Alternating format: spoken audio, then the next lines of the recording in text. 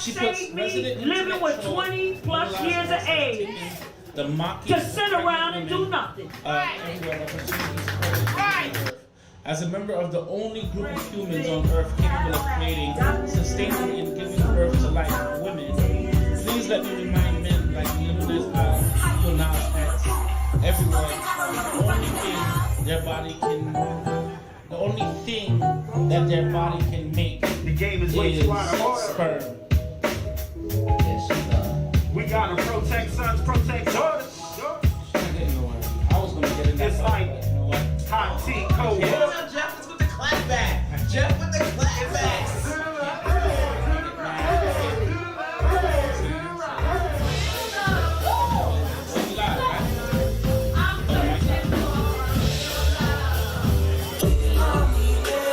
Yeah, we in the house, y'all. We are here. 20 years, 9 minutes to showtime. Has become known as the founder and promoter of her legendary music showcase. Where are we at right now? Yeah, we here. We're running the Mad Wednesdays promo for Maria Davis. Living with 20 plus years of age. We're going to pop on at 7 o'clock, though. It's going to be live tonight. We got a lot to talk about. It's ridiculous. It's ridiculous what we got to talk about tonight. Ja Rule, Fat Joe, Nicki Minaj bugging. Yeah, Cynthia, I'm early tonight.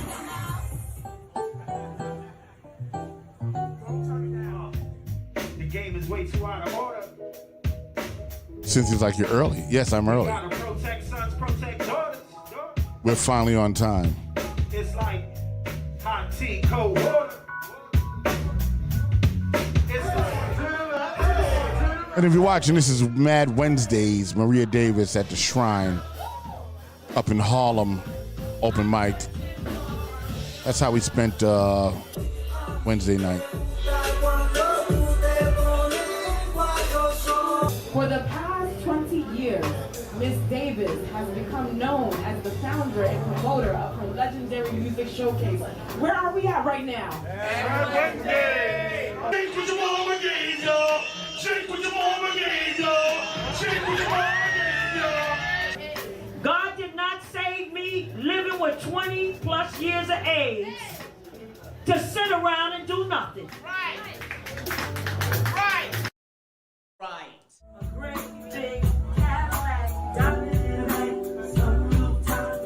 Yeah, we here, y'all. Just run the Mad Wednesdays promo right now. Live at the Shrine, Maria Davis. The game is way too out of order. We gotta protect sons, protect daughters. It's like hot tea, cold water. It's like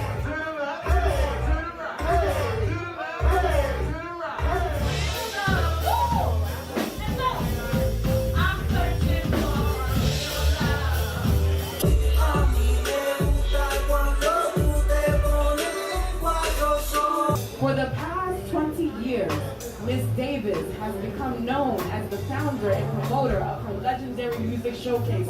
Where are we at right now? shake with your mama gave y'all. Shake with your mama gave y'all. Shake with your mama gave y'all. God did not save me living with 20 plus years of age to sit around and do nothing.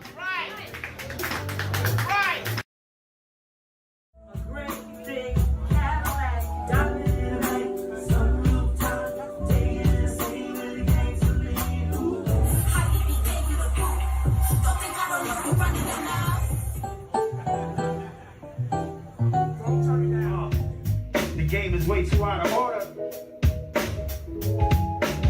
We gotta protect sons, protect daughters. It's like hot tea, cold water. It's like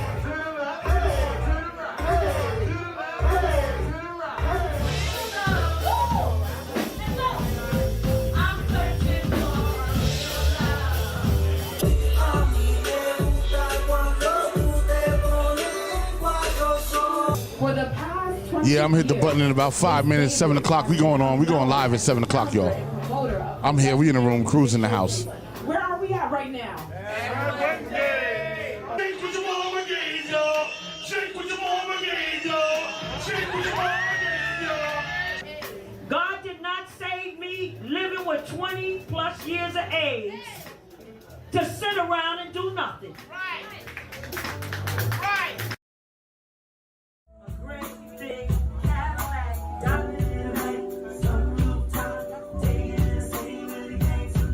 Big shout out to Ralph Montos in the building.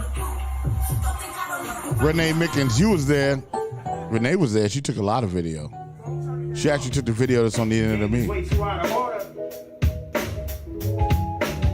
We gotta protect sons, protect daughters. It's like hot tea, cold water. It's like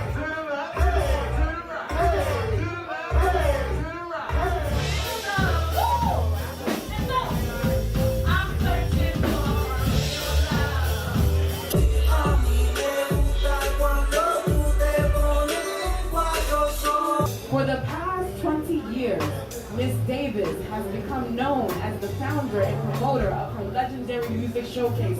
Where are we at right now? shake with your mama again, y'all. Shake with your mama again, y'all. Shake with your mama again, y'all. God did not save me living with 20 plus years of AIDS to sit around and do nothing.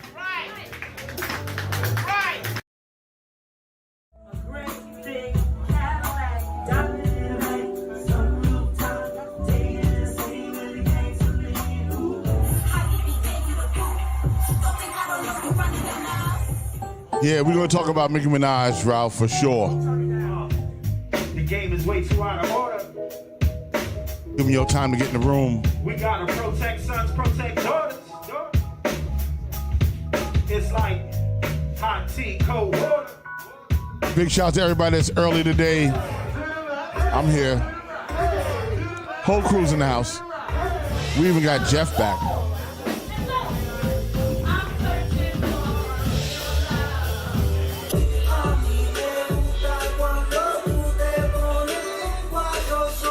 For the past 20 years, Miss Davis has become known as Big shout out to Poppy the Kaiser. promoter of her legendary music showcase.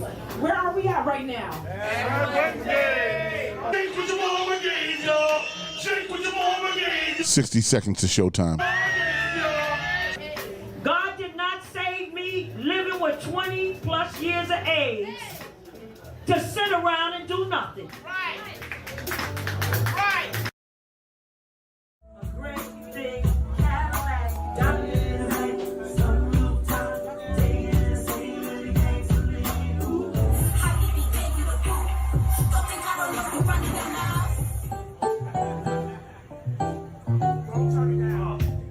The game is way too out of order. We gotta protect sons, protect daughters. It's like hot tea, cold water. It's like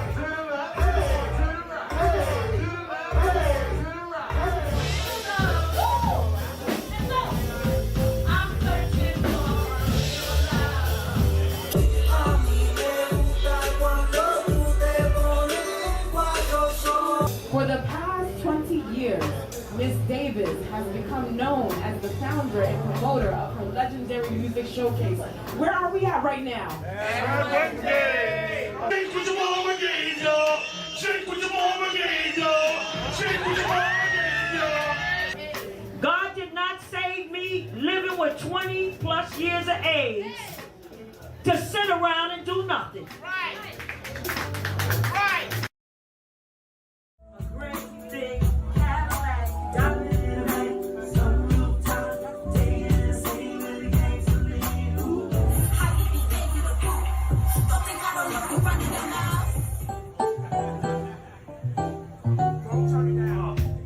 The game is way too out of order.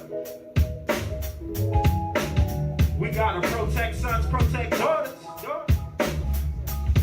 It's like hot tea, cold water.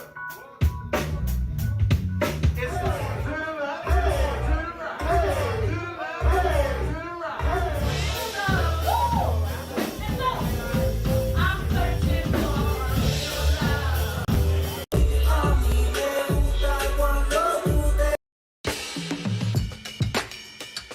All right, y'all. Yes, y'all. It is the Real Discussion with Rock Logic, Gary D, Jeff, Rocky D, and Robin's in the house, and we all here. We're on time tonight. I'm glad y'all tuned in. I'm glad you're here. We got a lot to talk about. I'm telling you. That whole Nicki Minaj thing is crazy. Just to give you a quick update, it's 79 degrees in New York City. Traffic across the Tri-Borough is backed up, y'all. So if you're coming from the Bronx or you're on your way to the Bronx, you might want to avoid the Tri-Borough Bridge if you can. It wasn't crazy, but it was crazy enough for a little bit of a slowdown. Big shout out to y'all on 125th Street. Harlem's rough right now and you're active. What's up? Big shout out to Samantha. Samantha's in the house. Samantha Ramos. Yeah, I got kicked out the other night. They wouldn't let me into, what's that joint? What's that place? Chili's. You know, long story. Karen Myers is in the building. Michelle Marie. They said it's 84 degrees in Boise this evening.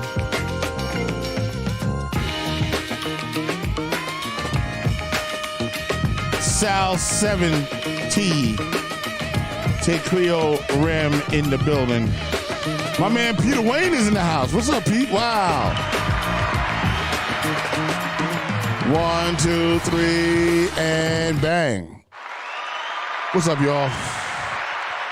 Welcome to the Real Discussion with Rock Logic. Everybody mic on? Nope. There we go. All right, that's right. Nope. Yeah. Ralph was like, you got kicked out. I couldn't even get a fajita.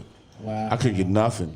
I'm you know not. What I'm saying? I can't hear myself. So you can't. What? Oh, wait. No, that's jacked up. She channel 4. Yeah. There you go.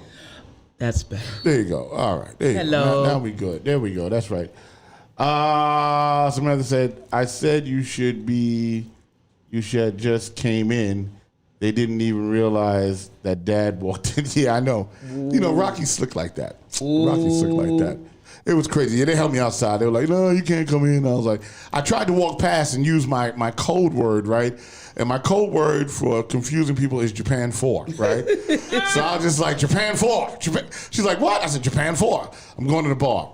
Well, we need you. Japan 4. Japan 4. So I kept saying that, but she didn't bite. I was close though. I was just close. I was almost to the bar. You know this is New York City. You know how many crazy people out here? Yeah. She apparently. probably seen like 3 of you today. You know how many code words she probably got? But how many had Japan 4? That's all I'm saying. I was trying to make it work. I was like, Japan 4, and they let me in. Oh my God. You know, I tried to get past. What's up, Kareem Myers? He said, dope. Yeah, no doubt.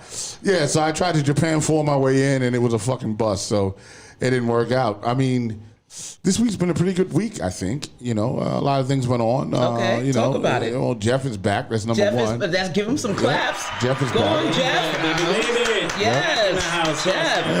Yeah. It's going to be live tonight. Yeah, Jeff is on a little retreat. Big shout out to Maria Dundas. Hey, listening from Pensacola, Florida. Pensacola. While on vacation. Nice. You know what? And I like that. Thank you for sticking in with us. You know, sticking with us. You know, even on vacation. Even on vacation. They you know love us. We love y'all. Word. Amen. And there's no better way to spend a Friday night right now. You know what I'm saying? I mean, this week has been heavy. You know, they got the mandated vaccine, the unmandated vaccine. You know, when you go to eat, right? When you go to eat and you walk to the restaurant, you know, and you go, and they go, oh, do you have your vaccination? And you're like, no, they're like, okay, so you sit over there. Right. With the non-vaccinated. Yeah, you know what I'm saying? There's some whites only shit. You know what I'm saying? Like, I'm really feeling Jim Crow South right now. Yeah, it's a Jim Crow North now. You know, yeah, ridiculous. You know, wasn't there a time where it was smoking and non-smoking as well? Yeah, right. Now it's gone. So there's a form of segregation everywhere we go. You know, and you know why that's happening? And here's the reason why. Because we gave them an inch when we attacked the smokers. Right. You understand what I'm saying? We said segregation is cool. And now the non-vaccinated and the vaccinated, you know, I felt like when I walked into the, you know, to be outside, which is interesting because they can't stop you from going to the bathroom. Right. You can just walk in, go to the bathroom, and then, you know, you can sit at the bar. Get in and get out. Yeah, you know. Right? You know. Dirty non-vax. Yeah, it's a good thing I'm a fast peer, you know. I had to get through it, but when I walked into that section of non-vaccinated people, I just want to go, you know, like be, hey, non-vaccinated, put your hands in the air, you know, like. That's right. I kind of wanted to do that, you know. Nah. You're gonna be in the clink. Yeah. Keep so it up. apparently this vaccination shit has gotten out of control. Yes. You brought up something, I guess earlier. What in the world is going on with Nicki Minaj? Robbie, what's happening, man? Oh, she's been in the news for a couple days now. What is the issue? Unnecessarily, I Well, believe. I mean, yes and no. I like to look at both sides of things, I believe she made a comment because someone must have asked her why she didn't go to the Met Gala. Right. And she replied that she would not go because they have a mandatory vaccine. You have to be vaccinated. So that created a lot of buzz. And then she said, well, my cousin got the vaccine and his testicles are swollen now. Right. Right? So it caused such a fuss because she has 23 million Instagram followers. Right. So whatever she says is definitely going to go viral. Right. So they had the government of Trinidad and Tobago make a statement like we couldn't find anybody to validate this claim. If she had a cousin, he should speak up. Yeah. And take a picture of your balls. then the dude. White House got involved, the CDC got involved, and they're like, no, this is not happening. Don't worry about it. Like she's basically, it's all cap, right? Right. No balls got swollen. But wait a minute, Gary. And she said that her Instagram was, I think either her Instagram or her Twitter. Her Twitter. Was like, what do you call it? Hacked? No, they disconnected her account. suspended it, yeah. Oh, wow. And then Twitter said, no, we didn't suspend your account. So Right. I'm like, what's going on? But now we're talking about people who are, is she crazy? Is she crazy? Because there's people out here who, other than her lying about her cousin, Yeah. I don't know. Whose phone's up like that? That's yours. That's yours. That's Ralph calling in. Oh, yeah, hold on. Put him on the board. Yeah, hold on. Put him on the board. Hold on. Oh, no. So while you're doing that, Yeah, go ahead. I'm reading an article from the New York Post, page 6, and it says Nicki Minaj fans march on CDC headquarters, chanting that Star told the truth on vaccines. Oh, word? Yeah, they out here. They in these streets, bro. Good evening. Yeah. So really? Hey, Ralph, what's up? Hey, Ralph. Yo, how's everybody tonight? All right. Well, Gary T. Hey, Gary T. I'm just checking. How's everybody? I'm just checking the room real quick.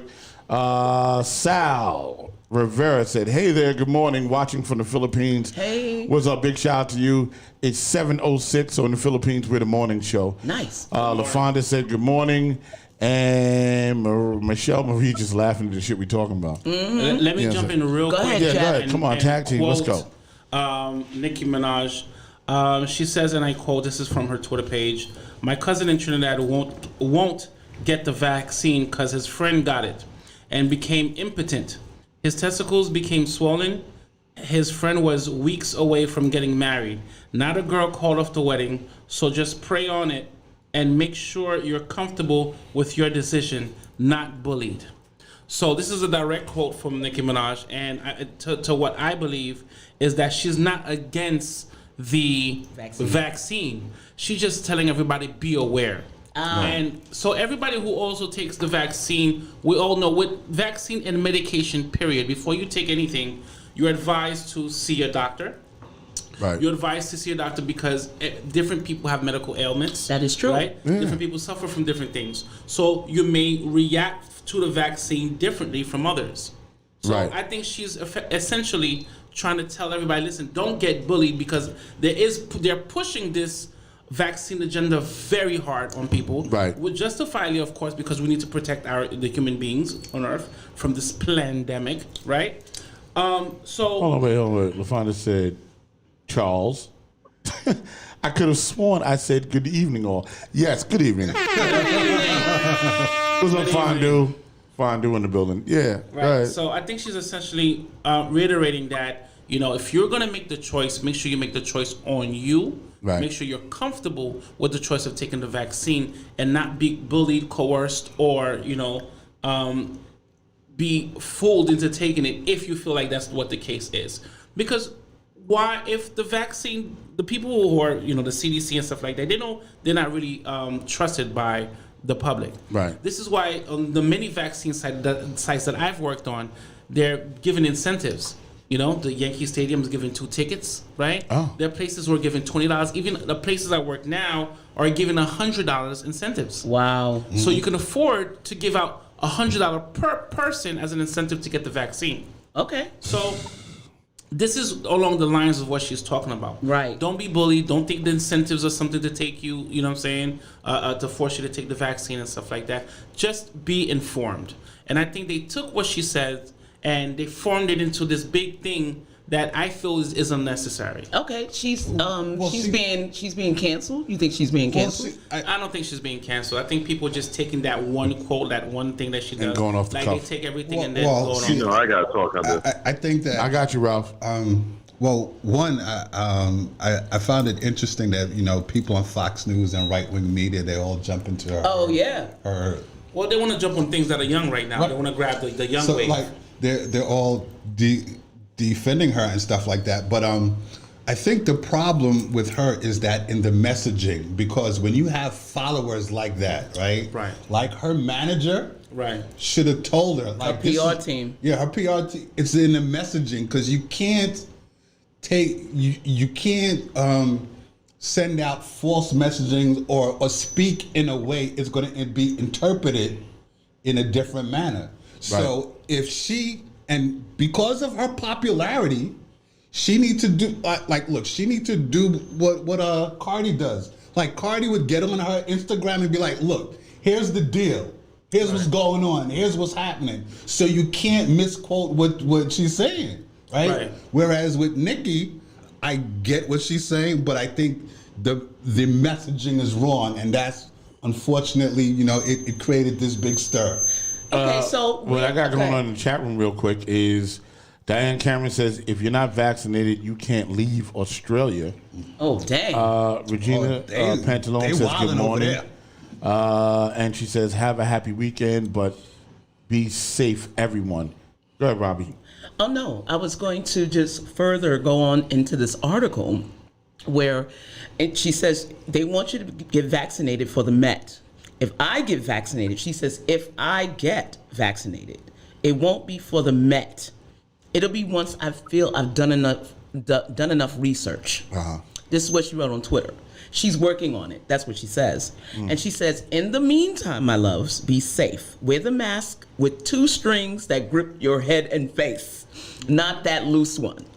And then she further explained, just to reiterate what Jeff said, she further explained that her cousin in Trinidad refused to get the vaccine because his friend got it and his testicles became swollen. Now, I want to know, now she's calling people out. Are they not going to bring up this cousin's friend? Yeah. Like, where's this guy? Yeah, Is he going to validate what she's saying? Right, Is he going to back her yeah. up? Where are the pictures? No, I'm thinking if someone's leaving her out there to dry, Yeah. either that or they lied to her.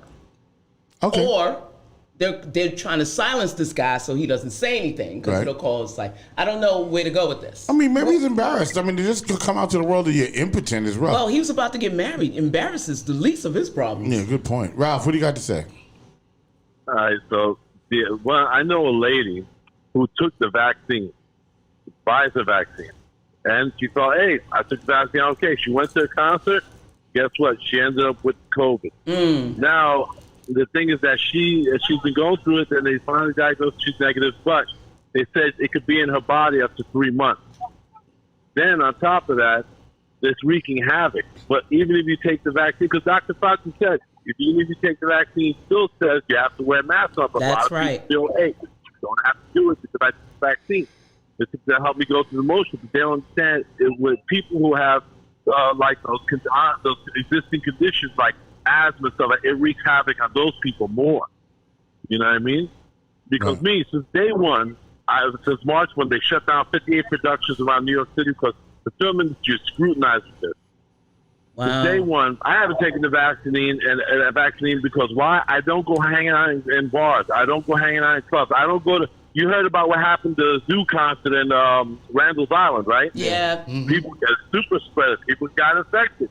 and things that they feel, hey, well, I got the shot, I can just go anywhere now. No, you can't. No, you can't. That's right. You're right. Because let me tell you something. Since day one, even with Rock, we've been through this whole thing, and neither one of us has got it. You know what I mean? And why? Because I wash my hands, I wear my mask, I don't go in the crowds. There's no sense to go in the crowds this day and age now. Right. I mean, it's so jaded the way things are right now.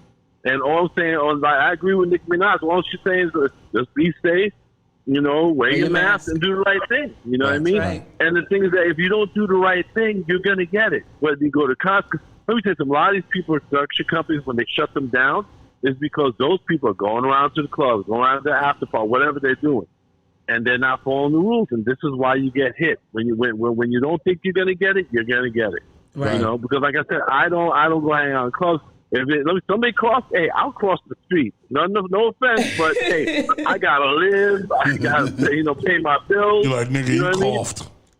Right. And things, I'm around people who don't go around people who go around around other people like crowds. You gotta stay away from the crowd.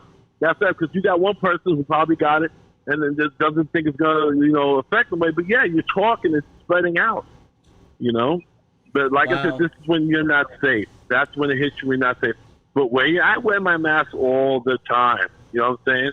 I have no problem wearing it. You can't take a chance of getting it. You know what I mean? But you just got to be safe. Well, I think now, I think at this stage in the game, what's crazy is, and the fact that she put that in the air, and that's why the CDC went crazy, is because now you're talking about, there's nothing more precious to a man than his libido.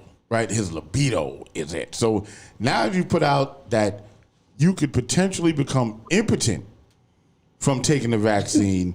A lot of men are like, yeah. Well, there's cases of a heart enlargement too. Then remember Johnson & Johnson with the women getting blood clots because of it. Yeah. And right now they say the Moderna one is like the strongest one out of all of them. Yes, that's what they say. I'm reading it right now. That's the one I took. Listen, because 88% is Pfizer, 93% is Moderna.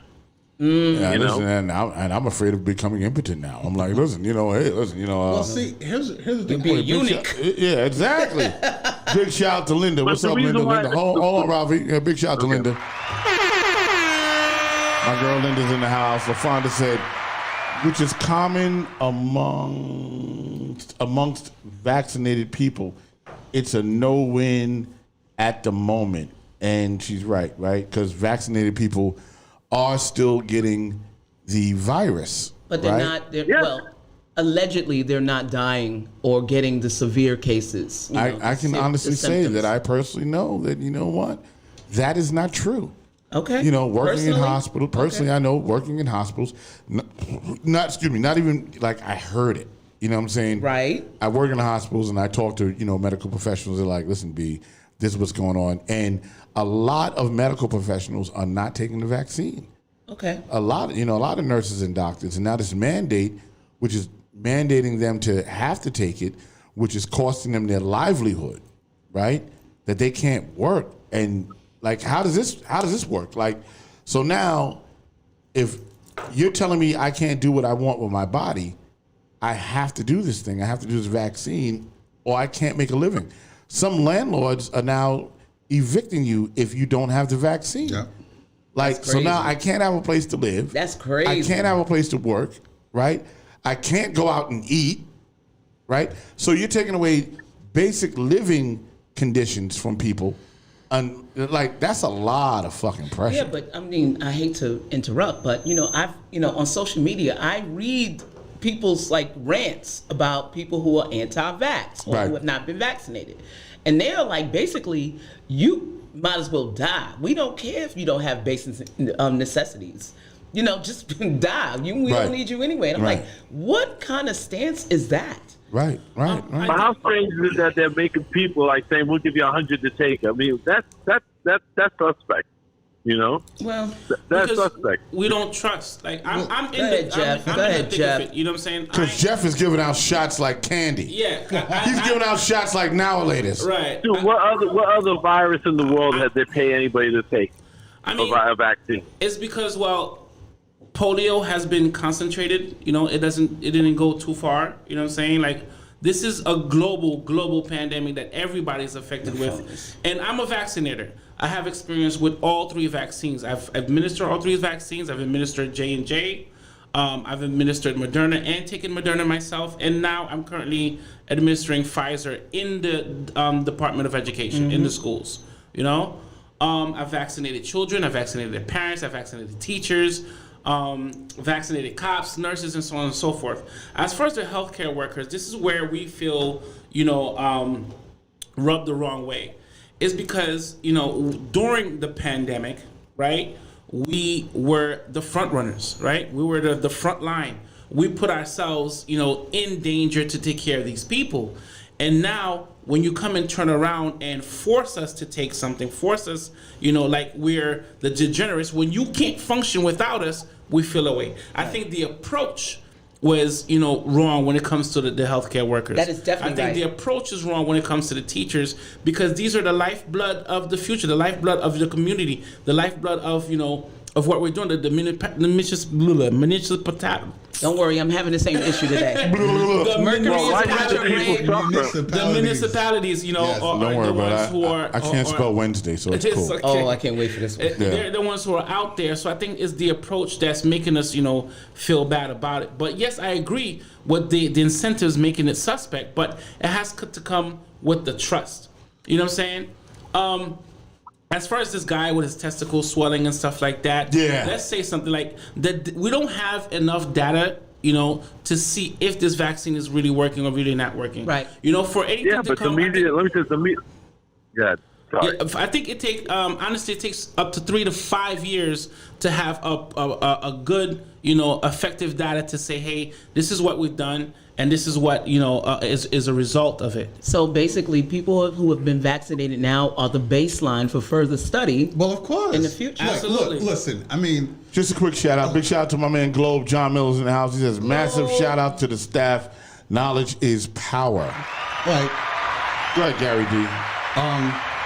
So, I think one of the things with this is that if this guy has, his testicles is swollen, for the most part, the vaccine, I guess, is working properly on everyone. But I think if there's issues like that and other issues, they're obviously going to want to keep it. Yeah, like what if he didn't know that he had an underlying condition that would inflame his balls? Right.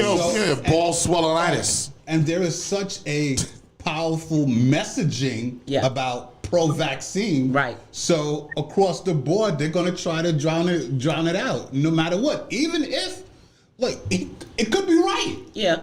Yeah. You understand? It could be right. Yeah, but I think because the government needs to not have the general public panic. I get it. Yes. Right. Because any story that counters their messaging. That's my point. Yeah, right? this is propaganda at its best. It's the messaging. Yeah. Right. It's the messaging. Look, back in early 2000s, I was working in investment banking, and I went to a biotech conference at the Waldorf Astoria, about a United Bank of Switzerland. Okay. There was a company there that just got FDA approval. Now, at these conferences, this is what winds up on the front page of the Wall Street Journal. Right. Right? I forgot the name of the company, but the CEO of the company just said, he said, after 7 years of research, we just got FDA approval for whatever the drug is. Right. And in the audience are these major investment bankers, hedge funds, all of that. Right. So I seen it firsthand where, it's about the money. It's all about the money. It's all about the money. It's all about the money. Thanks, Gary. Yeah, you put it down. And to further with what Gary is saying, there's no real checks and balances, people. You know what I'm saying? Not to give up what's going on in the background, but I just want to say it loosely, there is no checks and balances.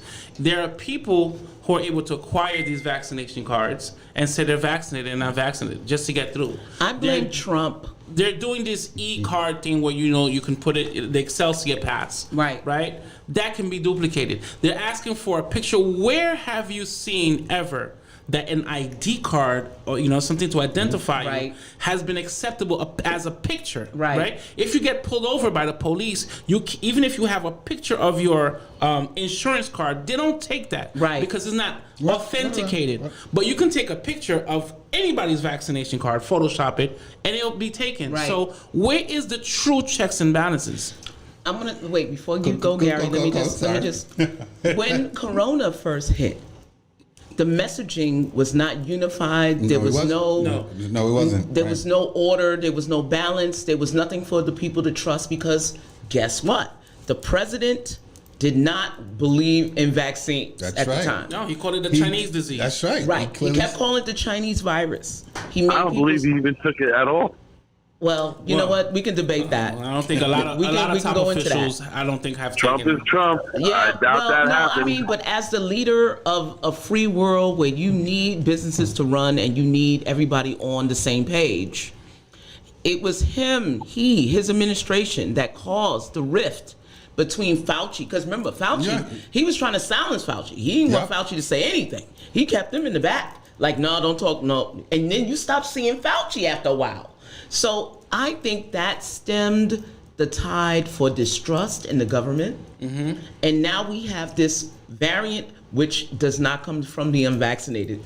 I got to just put it out there. But now we have first of all, you got to understand something. That anybody who did online with Trump's agenda, they got rid of. And the thing is, these people knew what was wrong. Right. Okay? And he didn't care if it was wrong or right. He said, okay, you know what? Yeah, even though I know it's wrong, you're not on my side, I'm getting rid of you. Right. He was dismissing Fauci already. Come on. I mean, think about when they had the... No, go ahead. Think about when they had the insurrection. They was talking about going to kill his vice president, and he didn't say nothing about it. Apologize nothing to the guy. I mean, it says a lot about this president. Right. Well, listen, when the Ebola and all these other things came in, Obama made sure none of that came into this country because Ebola made you bleed it inside out. Right. You know what I mean? It And liquefied Obama your stopped insides. all this. None of these viruses came out. When he came along, he didn't listen to what they said, and it got out of hand. Well, see, look, listen to your point there. Trump, he had disbanded the global pandemic office, and They left him a playbook. Didn't they leave him a manual? And there was a playbook that the Obama administration left, but when it came to the global pandemic team, what Trump did, and he did a press conference on this, he disbanded them because he felt that, he thought that, they were just sitting in their office wasting time and twiddling their thumbs. Right. When the global, Right, so the $700 million that we have for them, we're going to take that and put it into the wall. Right, That's what happened, and that was actual news. Right. But here, And you know what he said? That when we need them, we'll bring them back if we need them. But That's see, what he said. that's the stupidity of him and Exactly. the people around him. Because even when George Bush was in office, the global pandemic team was intact. The global pandemic team is the people that fly around the world to make sure this shit don't come here. Yeah, but Exactly. if the politics was all about making money and getting Trump's contractors in to build that wall, he didn't care about anything else because he knew that the pandemic would stop the money from flowing. And that's exactly You what recently happened. heard about the general that general that said he was going to let China know if Trump was going to attack, because Trump was going to attack China. Yeah. Yeah, that was a bad idea. He just wanted to start a war. Yeah, that was a bad idea. Yeah, that was yeah. My man MC Globey says Dr. Fauci is a perfect example of a pharmaceutical financing spokesman exposing facts. Proper diet, exercise, anti-inflammatories, good clean health is the best defense. And you know what? I agree with that. That's wholeheartedly Now, let me say one thing real quick before anything.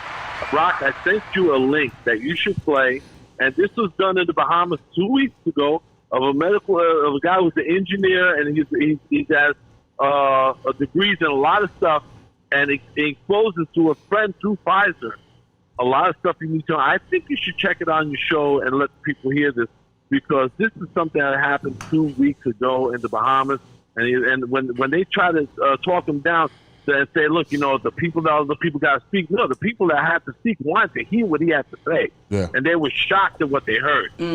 and the people that he knows at Pfizer. And I'm telling you, you need to hear this, and you should play it. I'm telling you, it's going to blow your mind. So this is why I'm very funny about that. Because let me tell you, everything has to be scrutinized.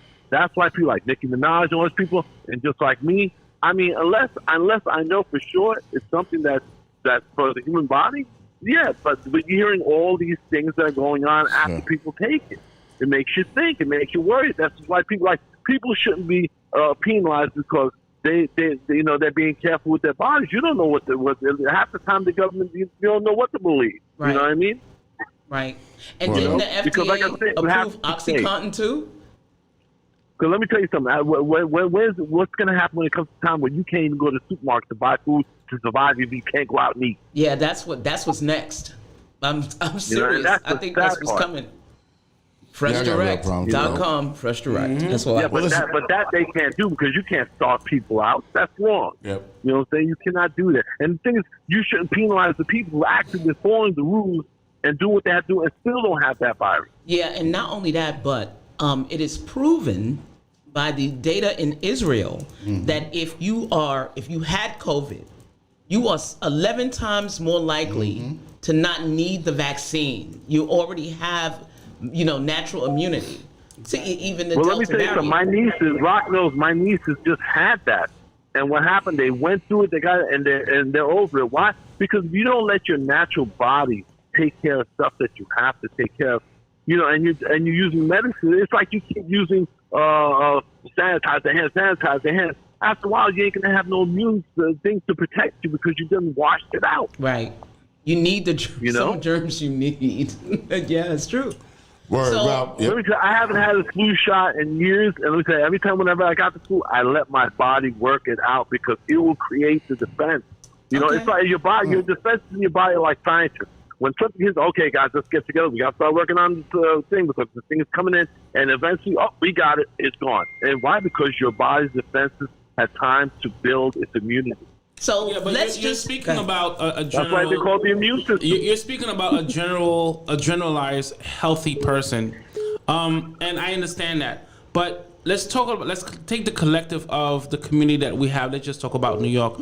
We have a vast array of people, right? A vast array of people with different backgrounds, different diets, different cultural practices, and we also have the homeless, which we can't get to. We also have the undocumented people who are also here. And they may have comorbidities. They may have ailments that they don't want to take to their doctors. You know what I'm saying? A lot of people are afraid to go to the doctors. You know what I'm saying? So, I think the vaccine is effectively try to they're talking vaccine on a real discussion. What's up, Lays? Hey, Lays. What's up, down? Hey, how y'all doing? What's going on? Not the real discussion. I'm doing a simulcast because at 8 p.m. we start the Raw Perspective for the first time. We're back on Friday evening, and I'm in the studio, guys. So I'm just over here checking. I'm checking in on you guys. Well, we're here. Welcome back. Yeah, I was. I've been doing the morning show. Obviously, hi, Robin. How are you, Robin? Hello, Lays. Hi, Lays. And you've been on in the morning having a good time with us, and Rock Logic has been. So you guys are talking the vaccine. It's a very a tough time right now because Mayor de Blasio, who I think is the worst mayor in the history of all mayors, has put down a mandate now where now you can't even go into schools or like restaurants unless you're vaccinated. Is that what's going on in New York? Yeah, 100%. That is correct. Rock has definitely experienced that a couple times. Yes. But I've also been into restaurants where I could just walk in and they don't say anything. If you walk in with uniform, they're not gonna say anything. Yeah, they say 11 out of 15 restaurants. Well, I'm gonna wear my uniform then. Yeah. Yeah.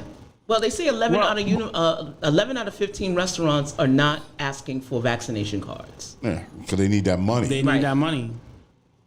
Well, you put them out of business. I mean, this is an economic issue here, even more so. And I know that de Blasio has an outgoing agenda to just be as goofy as possible. But the thing is, you can't just pander to everybody. That's the problem with the administration. That's the problem with Joe Biden. That's the problem with all these people. They seem to be trying to pander to whatever the news cycle is without making pragmatic decisions on how we're going to do this. This is a 6-month process. Yeah. You have to take 6 months to get everybody either vaccinated or not. And what about the people that can't get vaccinated for medical reasons? I How do you was account just for them? about to ask you about that, Exactly. Lace. So, Lace, did you hear the news about the FDA rejecting the booster? Because they know they Well, don't they need should it. reject the booster. Yeah, I'm not taking We the don't need booster. it. We don't need the booster. Essentially, I got the vaccine. scientifically Yeah. speaking, if we know what the components of the vaccine is, right? The vaccine Yeah. is composed of lipids, which is fats, acids, salts, sugars, right? Right. And acid stabilizers, things that that's already in the makeup of the cell, and mRNA, Right. which is the messenger RNA. So the vaccine, when Toby we Hicks, take it, how you doing, Toby? it doesn't Yeah. stay in the body. This is what people don't understand. A lot of people, majority of people, do not educate themselves. They go to social media, they go to the fast, messaging, and they already come scared already. The vaccine does not stay in your body, just like the flu doesn't stay in your body. It's just the messenger, so your body can react to it naturally, right? Okay. So with knowing So the that, booster doesn't help you. the booster is doesn't not going to help you. basically. If they were talking about, this is where I feel it's contraindicated, right? If they were talking about antibodies, remember when we were talking about antibodies? If you have antibodies, right. you're good, right? So Right. now, why would you come and talk about a booster now? Right. And that was contraindicated to the antibody talk, right? Right. So of course Wow. they're seeing that the people are. And what they don't speak about is people who have taken the first shot, Right. who have not returned for the second Right. shot. Right. Oh, There's a really? lot of those- They have not there's a returned lot. for the Yeah, a second lot shot. of people. So I have a city login, something called a CIR, right? In the CIR, when I put in your name and your date of birth, I can pull up every vaccine that you've taken since birth. Wow. Right? Holy shit. And a lot of people, like a lot of children, I've seen a lot of their vaccines, but you would understand there are people that have come into America like 5 years ago, 10 years Yeah. ago. Their CIRs are blank. So they haven't taken any type of vaccine. Wow. Right? Any documented vaccine. That's true. It was as Right, far as right, the right. United States. Right. So what are we doing with these people? So there's a lot of incalculable variables that are going on here. Yeah, that's true. So we just need to take that in stride. And I want to say, Well, of course, listen, us black people. I mean, that's a serious problem. That when you're saying that there's no need to take the booster. I think the problem is they got so much of this vaccines out there. They need to get rid of it. Exactly. That's what Thank they're you. trying to do. Thank you, They're trying sir. to get rid of the Sup- vaccine. supply and That's demand. what's happening. Delays. I want to show you something. Are you watching on the screen? Hold on, let me go to your. I have to go to another, and I don't know if I can get it at the same time. I want to but- see the studio that you have. It's so. Oh, yeah. Yeah, my Well, man Lazy. I use the background, so but but my sound is amazing, by the way. Yeah, I can, you it sound looks- great. You You sound great. sound clear. Yeah, You don't even sound like you're on the very phone. clear. Yeah. Well, You got it on- you got it on I'm screen on the yet? microphone. You run it through the road. He's got the Yeah, I'm going to the roadcaster. road. Oh, that's beautiful. Yeah, I have the road. Yeah, we're rocking. We're tight. So Are you up? Are you I up? can't see you. Yeah, I can't see. Let me see if I can see you guys. I can't see you guys. By the way. Oh, that's Why terrible. not, boo? Wait. Wait a minute. Let me just see. I will find you. You know what I'm saying? A real discussion. Yeah, 'cause I want to play something. Oh, you got to play something. Let's Yeah. So no, I while got you're it. here we doing go. that, Yeah. while you're doing that, what do you think? What are your thoughts on Nicki Minaj and all of these, social media I think posts? I don't know, man. I first of all, rappers are rappers. Rappers are not that smart. That's all. What are we doing here? Right. Yeah, I'm saying, what are we? I mean, Dave Chappelle said it best, right? He was like, when World Trade fell, the news was like, so let's hear what Ja Rule have to say. Right. Right, come on. First of all, rappers sign contracts with major labels. That tells you that rappers aren't that smart because these contracts are not in the favor of the rappers. Right. Right. You know what I'm saying? So what are we talking about here? All of a sudden, because you got a couple of hit records out, you're a genius? No, Right. it's just you make music that people like. And it's okay that you can evolve over time, but don't be coming out there. Like, we're listening to what they say, like, oh, did you hear what Nicki Minaj? Oh, wait a minute. KRS-One said so. Listen, when they realize, as great as KRS-One did, when you realize that man didn't really know all of what he was talking about. Like my man didn't You finish high understand school. yourself? Yeah. Right. Yeah, what He's a are we talking rapper. about, man? Listen, all I'm saying is every achievement that they're making as artists and everything is great because most of these artists are coming from places where they didn't really have a chance. I mean, I mean, when you're in medical school, you're not trying to be a rapper. Right. You know what I'm saying? Most rappers are rappers because their situation is, if they don't rap or they don't be successful at rap, there's not very many options. This is just the way the system is designed, where they pigeonhole black people into being athletes or entertainers. That's just what it is. I was having a conversation on the golf course with a guy, and he said to me very simply, he said, listen, he's an old white guy, and he says, I'm going to sound racist when I tell you this, but don't worry about it because I'm old and I don't give a shit anymore. It's He's exactly like what he said Mr. to me. Onceler on the Boondocks. I like that guy. Right. He said the Jews, they are your bankers, your doctors, and your lawyers. He said the Italians, they do the garbage. The Puerto Ricans, they do security, and the Italians are the police, and The Irish are the firemen. The Irish are the police and the firemen, Right. And the blacks. This is what he said. He said the blacks are your artists and your entertainers. I don't want a black. This is what he said to me. I don't want a black lawyer. I don't want a black accountant. Wow. But if the black guy is gonna play ball or he's going to dance or sing, then that's the guy I want. This He's is my exactly guy. what he said. I applauded the guy for being honest.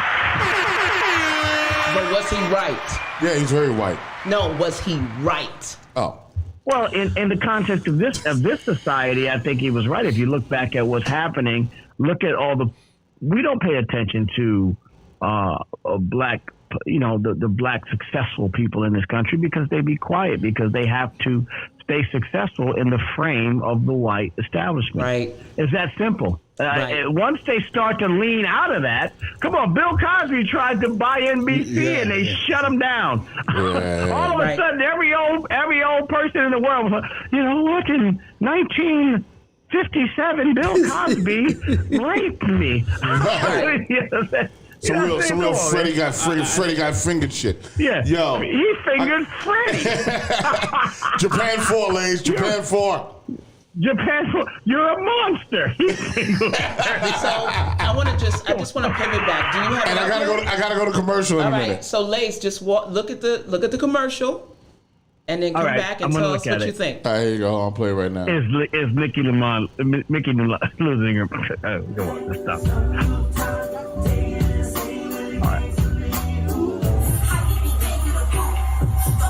I'm not seeing it at the same time as you guys. So Okay.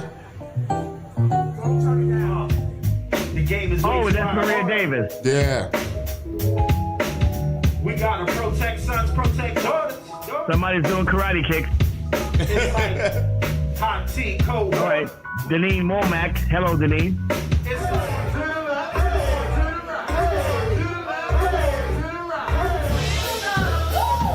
And who's this? Heidi Josh B. Davis. No, he's slower than All that. right. This guy's For the dancing. past 20 years, Miss Davis has become known as the founder. All right, of Maria Davis. We love Maria Davis. Where are we at right now? Wait till you see what she does. Oh, look at this whore. You can't see that yet. Living with 20 plus years of age to sit around and do nothing.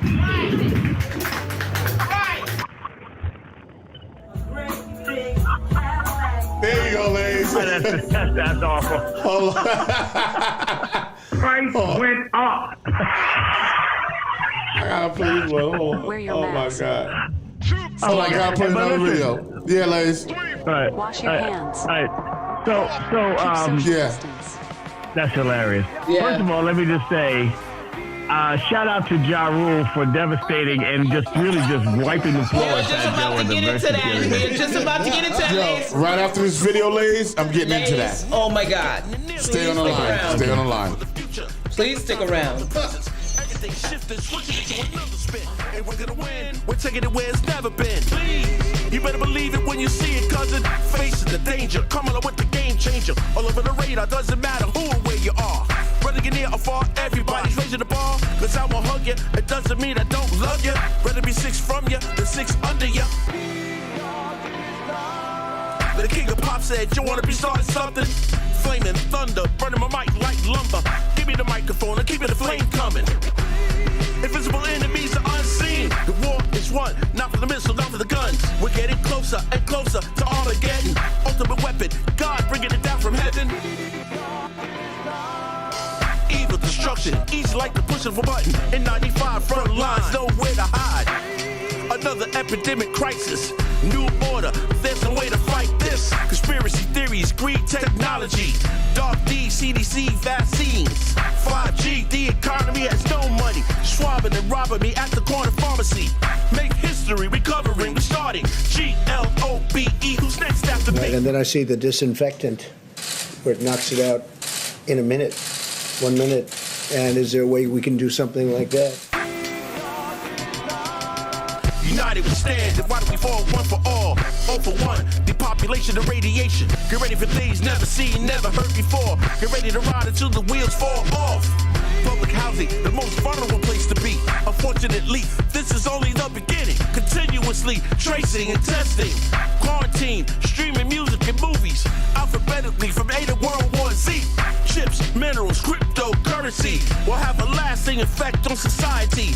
Mankind will survive the wrath of the beast. Don't be misled. You read what the Bible said. Got the worst of times to face up ahead. We're living a life of the walking dead. Or thin ice without a dog or a sled. Don't be scared. Everybody get prepared. Have no fear. The end of the last days are near. It's not all about you. We got things to do. It's not all about you. We got things to do.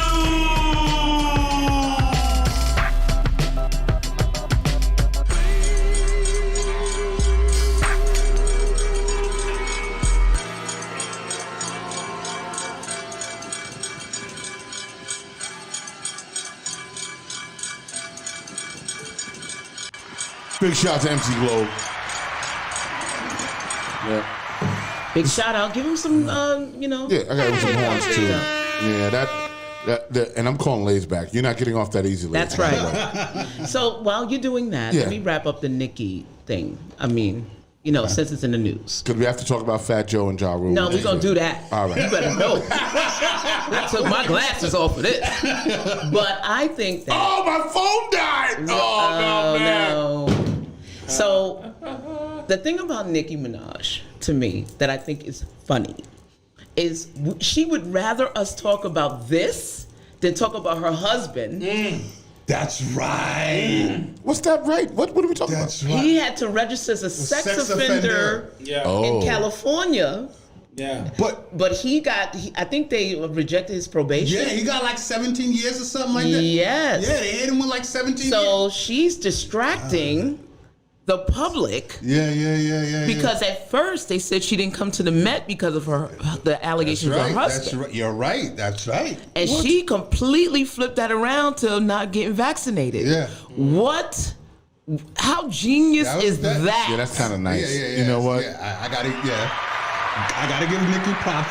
She's not crazy. Deflection. This is all a campaign to get the attention away from her husband. Right. So talk about the vaccine. No, sex this is offender. If you talking about anti-vax, that takes people's eye right off her problems. Yeah, they did. Yeah. Clever. No, she's yeah. Clever. And that's my wrap up on the Nicki Minaj. All right, big shout out to Lisa Brito. Yeah. Likes selective. She likes selective criticism. Elisa said, "Hello, good evening, everybody." All right, let's get into it. Yes. Because Tuesday night. So if you tuned in to Boardwalk Global Media, the Real Discussion Rock Logic, you know that I broadcasted the Fat Joe Ja Rule versus event, right? And we were here till 12 o'clock at night. Yes. And if you tuned into the other shows, I'm gonna tell you straight up, okay? I went for my man Fat Joe. All right? Now, you know, some people didn't even come to the studio, but I ain't saying nothing about you and Rocky. Look, I got things to do. I got to drink and watch it in my house. But me and Gary D, we was here hardcore. You are professionals, that's why. Right, but guess what? Hardcore, right? Don't even try to navigate this away from the fact that you would roll with a dude. He got washed, bro. Yeah, hold on for 1 second. And not only did he get washed, he wasn't even the first choice. Oh, I hate you. Oh yeah. Talk about that, bro. You picked the side chick. Let's get clear here, okay? You picked the side chick. There's a war in Afghanistan going on right now. No, don't go to Soldiers Afghanistan. aren't coming You're home. going all around the world except for right here, baby. Let me tell you something. You're not getting away with that. Listen, first of all, I think Joe, he held his own. I think he was there. In the beginning, it was nice. It was nice. He kind of did his thing.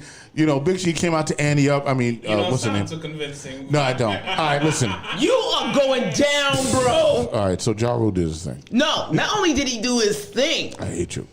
First of all, Fat Joe made the comment about crackheads singing for him. Okay, 2 black women. What did he say? What did Fat Joe say? He was and like, who did he say it about? Well, first of all, he already knew. That. He was like, yeah, he did. Yeah, I heard him. Oh, yeah, and he knew who was coming out to sing with him. Right. Because Ja Rule was like, I didn't need no backup. You had Remy here backing you up this whole time. She's singing big punch parts. Mm-hmm. Oh, yeah, I saw that. Major L, okay? Yeah. He could have had Pun's son come out. Which would have been dope. Yeah. Except for they're not on good terms. Wrong move, bro. So he had Remy Ma. I loved the hair, but she came out looking like a big old. What's that cartoon with the Lionel? Like MF and Lionel. What's that? Thundercats. Yeah. She came out with the Thundercats outfit. Love the hair though. Love you, but that outfit. No. Anyway. She been waiting to do this shit all week. Yeah, keep that energy going. Yeah, go ahead. Yeah. So Fat Joe. Go ahead, please. Fat Joe ended up apologizing. Yeah, right. Yeah. So he said, I apologize to Little Mo and Vita and any woman who feel disrespected by what I said. Fat Joe stated, I don't just love black women, I adore them. I worship them. You are the queens. You are my queens, simple. You just lost the Puerto Ricans. Follow the track record. For 26 years, or as long as you know me, you were where I come from. I love all women, especially the black women. I love them all. Oh, good. Good for him. You know what? Good for you, Joe. Well, let me tell you something. You know what I think, Joe? I'm talking to you. I think when you took that half-hour intermission, I think they had to sit you down and tell you a little something. Mm-hmm. Because he came back he looked like a big-ass flamethrower. And then he was dancing, like he was shaking and shimmying. He was trying to do the DJ Khaled. Then he was trying to cater to the women. Someone sat him down and gave him the PR treatment. Yep. And guess what? He got washed anyway. Washed. In the chat room, you see here it goes. All right. Team Ja Rule, he won. That's Diane Cameron. Mandy said Robin is on. And Mandy also said, which is true, this is what I said on the show that night. I said the real winners were Ashanti. I thought Ashanti really got it in. I mean, and Remy got it in too. Like they both got it in. But more so Ashanti to me, because when she came out, the building just exploded. They were waiting for her. Yeah. And then Ashanti's forever sexy. And then she had to sing on both of their songs. You know well, what I'm saying? guess what? And then Ja Rule had to do the hook on one of Joe's records. And you heard what he said. He was like, this is the one regret I ever had to give you that. Yeah. Because he wrote it. Oh, boy. Okay? Boy. So let me tell you something. Then he tried to pull a stunt. Trying to flex, talking about all the people he made rich, like Khaled and French Montana. No, and all he did that. So what? You go out there and perform. Boy, you go out there and sweat it out. You tried to distract us. We ain't going for it, bro. Listen, look, this is what I'm telling you. He called them dusty bitches. He did. Yeah, he did. Yeah. He did do that. He said that more than once. Yeah. All right, but he was trying to do. Talking about, I'm sorry. Save it, bro. First of all, I think that he gave a good performance. I think there was some error in his ways, no doubt. He came out to FloJo, which was crazy. And I said the week before, he's got to come out to FloJo. And he came out to FloJo. And in the beginning, in that first 30 minutes, 40 minutes of what was going on, he was holding his own. You know, I mean, Ja Rule was obviously outspitting him, right? Because Ja Rule can spit too. You know what I'm saying? Plus, he's got the pop hits. And that's kind of where it went left. No, it went left from the beginning. That DJ was horrible. Who you talking about, DJ Will? Man, he was terrible. Hold on, wait. I wanted to throw something at the TV. Listen, I want to go like DJ Will. You should have heard Rock in the studio. He didn't like him either. Listen, this is what I said about DJ Will. The fuck are you doing? Right. Exactly. Yeah, it was terrible. Oh, he was terrible. Yeah, exactly. I don't even know what he was My whole playing. vibe was gone. I was like, dang. Yeah, he was bad. You know what? I think everybody was coming off the hype of the previous verses With the Locks and Dipset. With the Locks and Dipset, and every performance coming after that have to try to jump over that hurdle. You know what I'm saying? And I think he really overwhelmed himself. He really tried to be a showman. You know what I'm saying? And a lot of people go on the stage, they don't really have too much practice. Right. You think your likeness and your stage presence is enough, and you just go crazy. You know what I'm saying? You know what? I see a trend though. I'm sorry, Gary. Let me just say this real quick, and then you go ahead. Because Gary was there. No, wait. Gary may have been there. I don't know. Right? Were you there, Gary? I was here. We was here. No, here. Here. We were like here, there. Yeah. Whatever. Okay. Whatevs. Anyway, I'm saying. She been waiting for the shit since Tuesday. No, let me tell you. I said I wasn't going to even talk to you about it until today. And I was going to roast that ass, roast you. But it would seem that there is a trend here. Anyone they feel is the underdog always wins versus. And Joe came in with that swagger. He was, very overconfident. Yeah. And that's what that was his downfall. I'm gonna be honest. I underestimated Ja Rule as well. Oh, you know what I'm saying?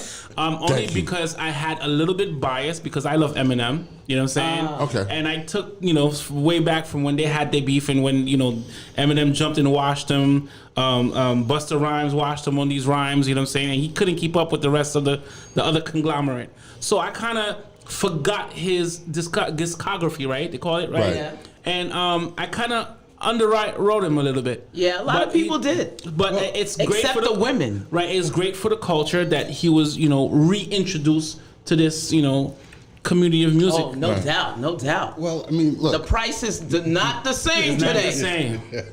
And Joe's prices, right, Rock? I think Joe's prices are the same, honestly. So, I mean, listen, Robin, you and I agreed that Ja Rule was going to win, right?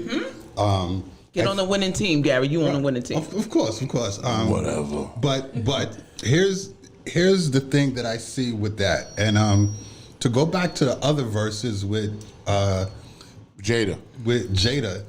That was more that was real hip hop, right?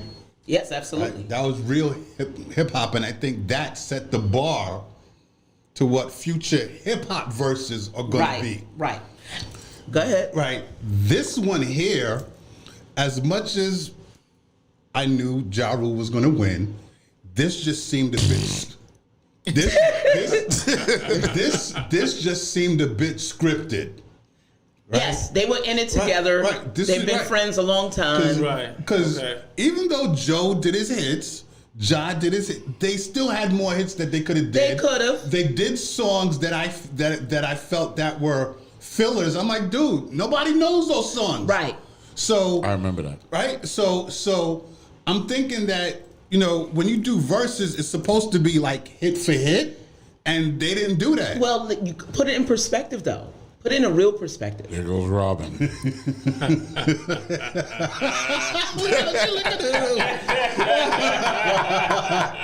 Okay. Outside of New York City, Fat Joe ain't got no run on Ja Rule. Ja Rule got a major, he has a major presence outside of New York. True. Joe can do local hits that we can bang on, from the Bronx or Brooklyn, but you go to past Pennsylvania, where he going? What he doing? He lives in Florida. What are you talking about? First of all, I think it's further than Pennsylvania. That's number one. Yeah, okay. And I'm going to the chat room because I'm being abused here. Elisa said, who do y'all want to see in the future verses? Mandy said, what was the DJ playing? Globe is like, true, go Robin, and cracking up because you handed me my ass right That's now. right. And Mandy said, what I think everybody wanted to see was 50 Cent go against Ja Rule, right? which would have been a dope match, actually. And Globe says, nice promotion and marketing to set up the tour for them all together, which I think was true. Because then at the end, they kind of hugged, and they were like, yo. And then Jada came out. Right, yeah. Jadakiss came out, the king of verses. It was all good. And Joe acknowledged that. He said, listen, I knew I was going into this thing shortchanged. You know what I'm saying? He did say that. He said it. And, but, we wanted to do this. Because he wanted the bag. And he was like, nobody really wanted to go against Ja Rule, really. You know what I'm saying? I mean, and they definitely promoted a tour, right? Because what did Nelly have to do with anything? Oh my God, he sounded horrible. Yeah, and he just comes out and I'm like, Nelly, oh my God. Yeah. The only other good thing about that was Ashanti Styles and Ja Rule's upper body. He was cut, bro. Then he was grabbing that thing on the stage. I had to give it up for him. I was like, my man, he's cut up right now. I'm like, still looking good all this time. He took the shirt off, and I'm like, whoa, bro. Yeah. He's like, I'm going to give you some more. I didn't give a damn what he did. And he didn't need a wardrobe change. That was his wardrobe change. It was, and it was needed. Yeah. It was needed. The women needed to see that. There was a lot of wet legs in the audience. Ashanti Styles and Ja Rule's body. Yeah, there was some hard meats and some wet legs after that happened. You know what I'm saying? I mean, it was... Listen, I enjoyed it. But I was a little disappointed. I was disappointed. I was like, I want to see Busta. You went home and went to sleep. I want to see Busta Rhymes and Twister. I had enough.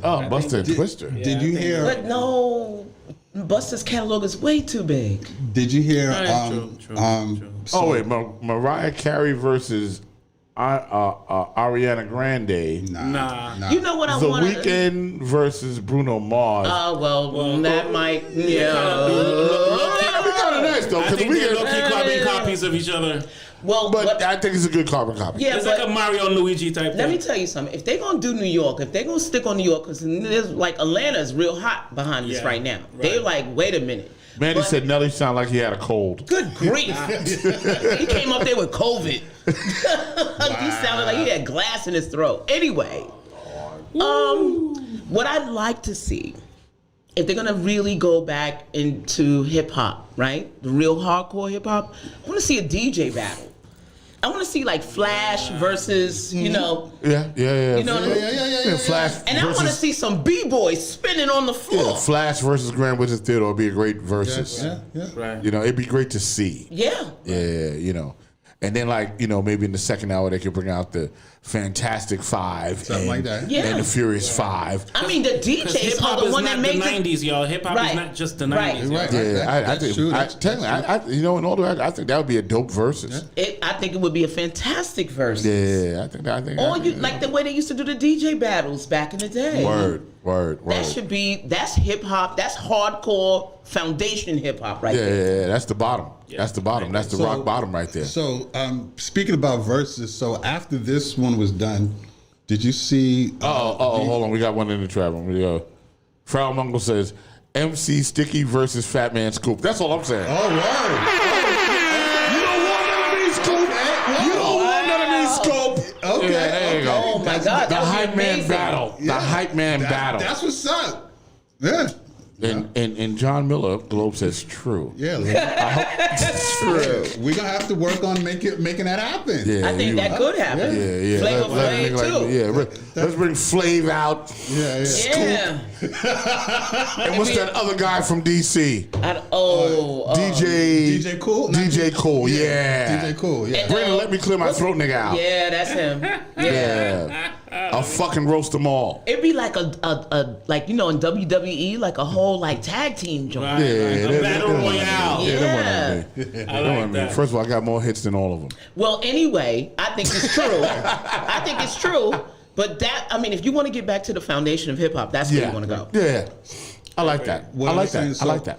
What about the story where Jermaine Dupri, he came out and challenged Puff? But they were chatting about that while they were in the verses was playing, right? Wasn't that? So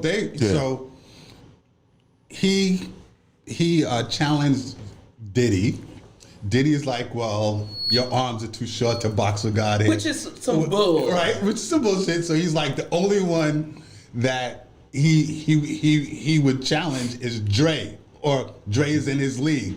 Social media went crazy. Social media's like, bro, Dre will wash you. Yeah, I think Dre will wash you, bro. Now, and don't underestimate Jermaine Dupri. He was the foundation of like Crisscross, the Brats. Wow. Yeah, he had a lot of hits, bro. And by the way, I saw the Bow Wow verses. He fucking killed Soulja Boy. Yes, he did. Yes. Are you kidding? Oh my God. Oh my God! I agree. I saw it. Because now that you're into verses, Doesn't right? he also have Jagged Edge or something like that? No, I don't think he had Jagged Edge. He may have. But now you look at the other verses. He might bring out Janet Jackson. And he could. Yeah. I was watching it, and what I liked about it was Bow Wow is the end of the old rapper energy on stage, and Soulja Boy is the beginning of the new version. Yeah, the mumble rap. Yeah, because Bow Wow was really pretty much apprenticed by Snoop Dogg. Right. Yes. And he came on stage like an animal. Right. Like rhymes on point, he's spitting, and then Soulja Boy's like, and Bow Wow's like, yo, what's that? Right. And then he was electrifying. And I'm not a Bow Wow fan, but I think I'm gonna have to watch that one. Yeah, no, it's crazy. I heard it was hilarious. Yes, it was hilarious. Yeah. It was hilarious. Yeah, Bow Wow ripped him a new asshole. What I missed was the Beanie Man one. The Beanie Man versus. Oh, that one's a classic. That's the foundation of verses, and I'm glad we were able to build off that. Yes. That's right, Farrell. They don't want that heat. They don't want this heat coming from me. That's it. So I have a question for you guys. Give me a fucking business. Put it on. You know how we have America's Got Talent, right? Yeah. And across the sea, they have British something, right? Right. So Britain's Got Talent. Right. So we have verses here, right? What happened if the verses get remade and it's called You Versus Me across the water? UK? Yeah. Well, how would you guys watch it? Oh hell yeah! Especially if they have one in Japan. Right. Yeah. Or Korea. Yeah, because K-pop is really. They put it down out there. They definitely do. They definitely do. They put it down out there. I would definitely watch it. Yeah, they don't want to fuck with me. I'm just saying. All right, fine. They don't want to fuck. Yeah, you. I'm gonna let you go with that one. My prices But go for up the right next now, day. oh bro, I would be the Jadakiss of Hype Man verses. So you guys, what do you guys think of the state of music right now? You think music is definitely something that is still has its essence of being polarizing? Because music is an art. If people would forget, a lot of people forget that music is an art. Rappers, singers, they're messengers of the heart, messengers of the mind, messengers of life. You know what I'm saying? And I think a lot of people take what they're seeing a little bit too literally. Right, we can see that as example of people who like different artists. Like for example, those who like Pop Smoke, and they would like embody whatever a gang that he was in, and there's a lot of gang rivalry.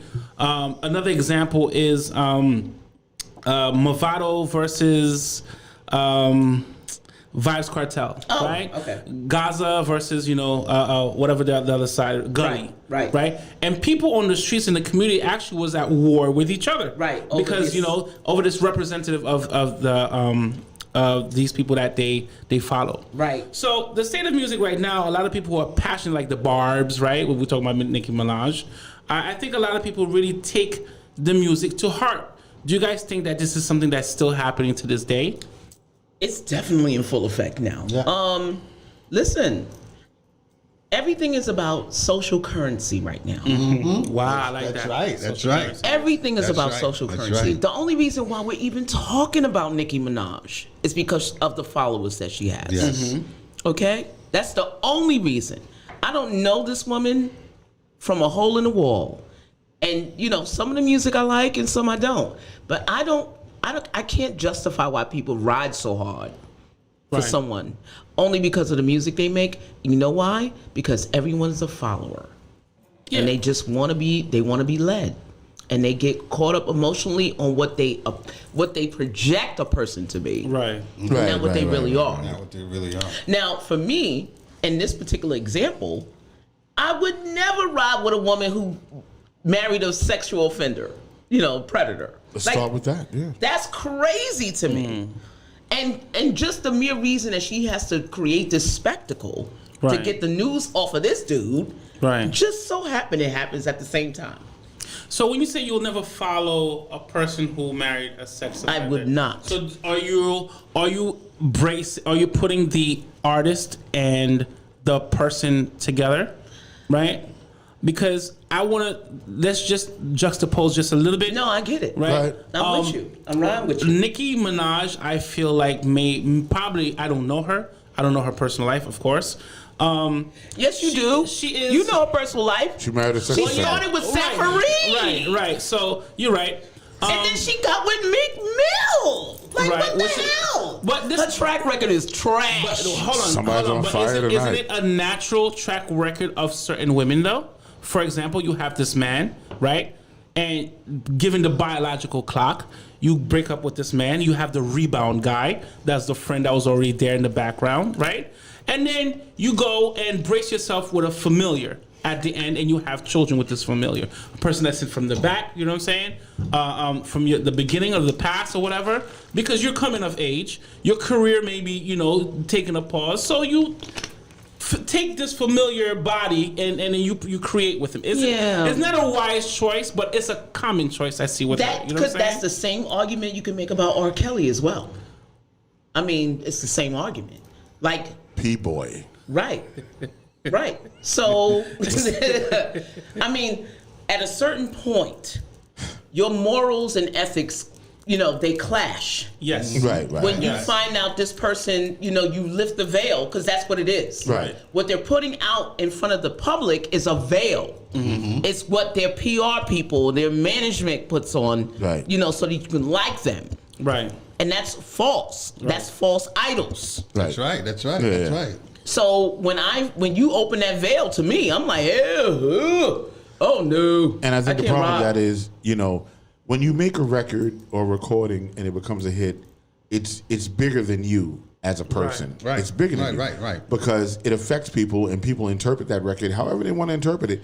Whatever it does to them that they feel, right? This is what's happening. Right. And then they make a snap judgment based on the record that you made, right? Whether it's a gangster rap record and the dude went to college. You know what I'm saying? Right. Whether it's a record where a dude didn't go to college, but on that moment that he wrote the record, he had knowledge. You know what I'm saying? But he ain't that smart. And people make these snap judgments. And I just remember being on the road, and we were out in Philly, and it was me and Tasha, and we were doing, the Sticking Hoods thing, and we were in a club. I just finished performing Shake What Your Mama Gave You, and it was a great show. But this dude walks up to me, and he's like, yo, I got a problem with you. And I'm like, what's the problem? You know what I'm saying? I'm like, and you can't even process this shit because you don't even know the dude. So I get on my Bronx shit. I'm like, what's the problem? Be like, what's up? He's like, yo, my woman left me because she was dancing to your record in the club and shaking her ass, and then we split up because of you. And I'm like, you didn't split up because of me.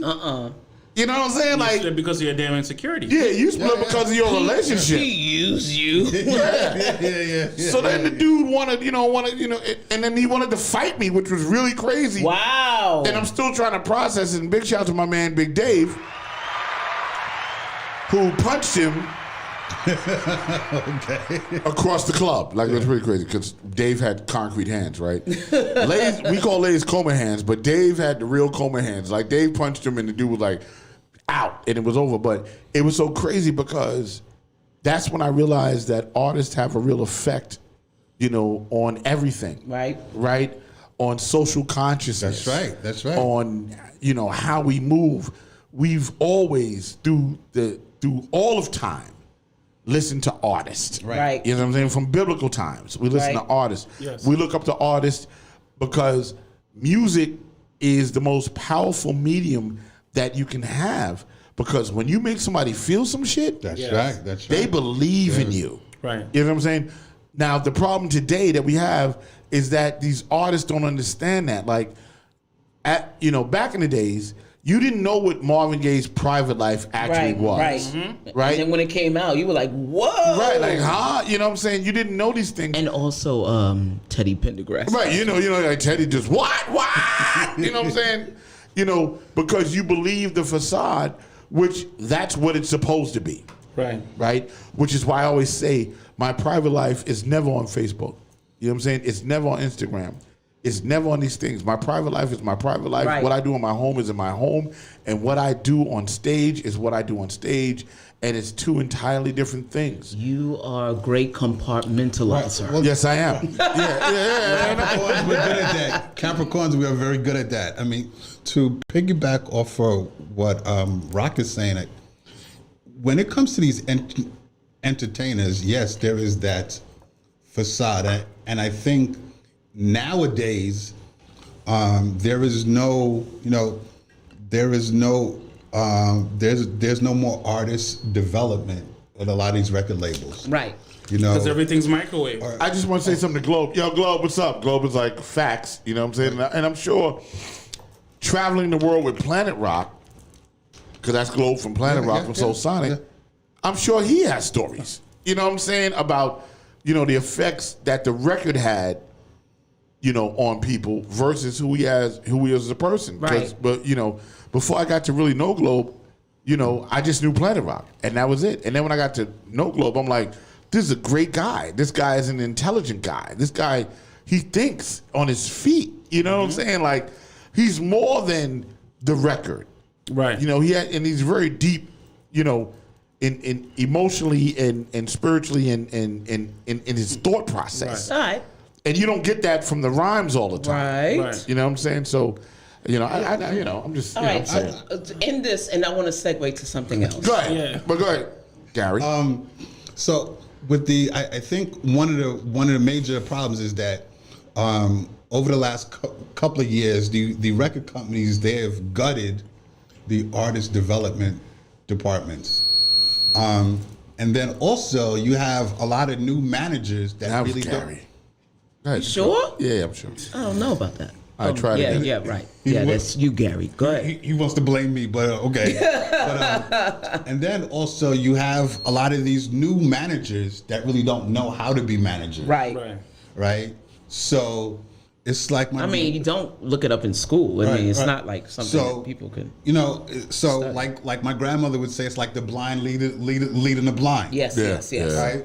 So now we have these artists that are out now, and we have a music industry, a big music industry machine that's about making money. Okay. Right. So a lot of these executives, right? They're only looking at the dollar signs, because now all your major labels, they're publicly traded companies. Right. So hip hop around the world is what's making the money. Right. So morals and all of that go out the window. Yep. To what Rock was saying in regards to MC Globe, I remember the first time that I met Ice-T, and I was an Ice-T fan through all his through his records, but I've had some deep conversations with him, right? Like this dude, like he knows his stuff, right? Like he's not stupid. So I think he's a very knowledgeable person. He knows, like, As a matter of fact, the video that I talk about, the report from Iron Mountain, I got from Africa Islam and him. Right. Like, so he knows. Ice-T was a very successful pimp. I just want to say that. I just want to put that out there. But I'm just saying, so in terms of the facade, right? So there is, so obviously people, they get attached to the music. Right. Music makes people feel a certain way. Right. Okay. Right. Now, there's some people that they make great records and they're a shitty person. Okay. Right. But then there's other people who make great records, and you meet them and it's like, wow, this guy is actually cool. Right. Like or she's really cool. Like she's not that. But the facade was already there, and then they showed you afterwards. Right. But when they're assholes, you won't know that until you actually interact with them. Until you and look. The rule of thumb is what they say is you never want to meet your artist. Right. Or your idols. Yeah, or your idols. Like you never want to meet your idols. You know what I'm saying? Because you're disappointed. And I cannot bring this. I can't be in this space. Without talking about one particular artist that is totally left and fucking right. Ooh, go. Freedom Williams. Oh, okay, yeah. Freedom Williams. That's right. I bet you're going to bring him on the show. Yeah, I'm going to bring him back. Yeah. Freedom Williams from CNC Music Factory made the record, Everybody Dance Now. That's right? And he was portrayed as Wacky D in CB4. I love that movie. Right? Yeah. So, I started to work with Freedom after he was famous. I didn't know him before he was famous, so Facade, right? And I'm thinking, oh, this cornball coming in here, you know what I'm saying? So he come in the studio and like, yo, God, yo, God. I'm like, the fuck kind of clown shit is this, right? And then I realized he wasn't Wacky D. Right. I realized that the guy on the record was not the real person in real life. Right. Like, this dude was building studios, new construction. That's right. Was a 5%er, knew the knowledge, That's right. smart guy, insightful, right? And I'm like, that's how we became friends. That's great. But when I first met him, it took about an hour for me to adjust. I was like, where's Wacky D and where the baggy pants at? It was that kind of vibe. And he was not that at all. He was and I think he fought with that. I think everybody saw him like that. Yeah, and he fought with that because he was fighting with himself, right? Who he was and who he wanted to be was two different people, right? Because he wanted to be who he was. Right. But what the records were I'm a happy, friendly guy. But isn't that the struggle with artists in general? I think so. When they have huge records like that, like, it's very hard to separate yourself. Right. Because you may That's why people take on different names when they perform. Right. And then they give themselves aliases to try to separate themselves from. But still, Garth Brooks did it. He was Chris something. Damn. When you got those diehard fans, they're only looking at you as that superstar Well, a fanatic artist, is what they, that's the word fanatic, right? Yeah, Right, yeah. fans. So I mean, it can be challenging, and especially if you have these big hit records, right. So I mean, for people like Cardi B and Nicki Minaj and stuff like that, they got true diehard fans, Right. Yes. I think I appreciate Cardi B more now, though. And I think that they get caught up in the veil of their person, and if the person is authentic, even as much as they want to try to separate, it's going to be really hard. And also, too, it's also the people that steer you to another direction that you don't want to go in. For example, I just mentioned Cardi B. Mm-hmm. Now, Cardi B started off as a stripper. Yes, she did. Ended up on Love and Hip Hop to promote her music. And when it came out that she was drugging dudes, she was robbing them. And I'm thinking, she never pretended to be anything other than...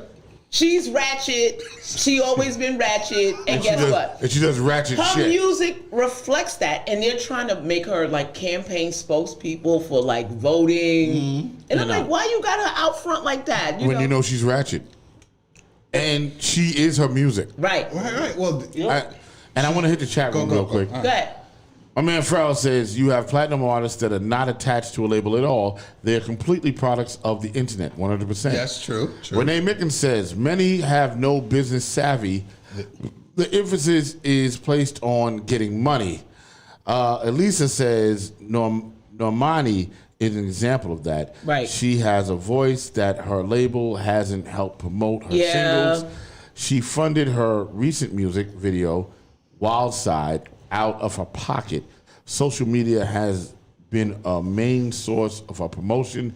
Bobby Cowell says morals and social consciousness have been out the window for a very long time. And it used to be hidden. Yeah, but it used to be hidden, and now it's out front for everybody to see. Because of the internet. Right. So I'm gonna hit the commercial real quick, and then are we transitioning? Yes, into I'm something? gonna transition, and you'll love this next segment. Yeah. Oh, you'll love it. Oh, you know what? once again, I got to promote Maria Davis. By the way, the Maria Davis podcast started last Monday. Yes, it did. It starts at 5 o'clock, right? 5 o'clock. It's called Can't Be Silenced. Can't Be Silenced. This week, if I'm not mistaken, we're in talks with Ralph McDaniels to be a guest on Maria Davis' show.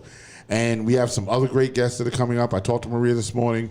some powerful shit's going on. Yeah, That's all I'm yeah. saying. Yeah, we're getting big, baby. Yeah. We Yeah. doing Global media. we Yeah. blowing these streets up out here. Yeah, it's gonna be wonderful. It's going to be a problem for 2022. Yeah. And Mad Wednesdays, you guys got to go to Mad Wednesdays if you're in New York, and if you're coming to New York, you got to go to Mad Wednesdays. I'm gonna go to commercial real quick. I'm gonna play the last Wednesday. Mad Wednesdays. You can see what went on. On the 14th. Yes, it was a September good 14th. time. It was a good time and great shit. So I'm gonna play that right now. Do that.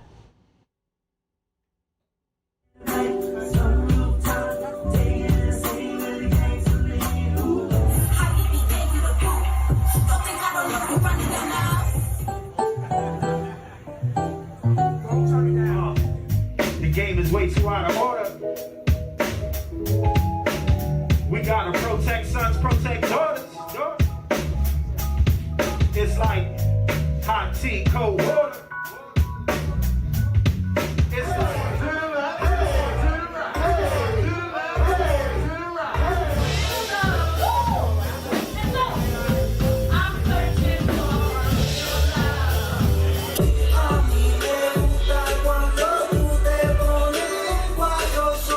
For the past 20 years, Miss Davis has become known as the founder and promoter of her legendary music showcase.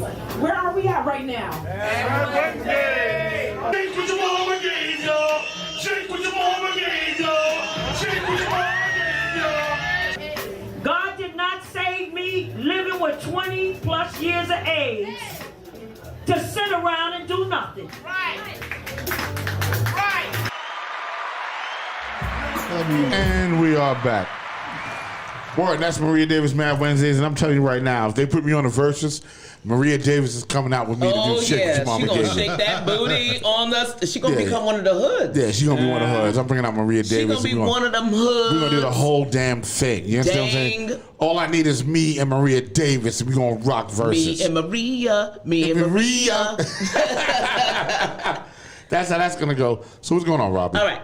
So this is quite old, but it's starting to build traction.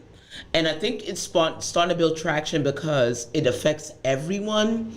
And I'm going to break it down. So I'm looking at a news article. That's why I have my glasses on. So I'm looking at a news article. It says, yes, Biden, that is in President Biden, proposed legislation would allow the IRS to have more information on bank accounts with more than $600. Oh, I'm doomed. Oh, everybody is. It says, how much money do you have in your bank account? Depending on your answer, under proposed tax reform from President Joe Biden, all of your transactions could be reported to the IRS. Okay?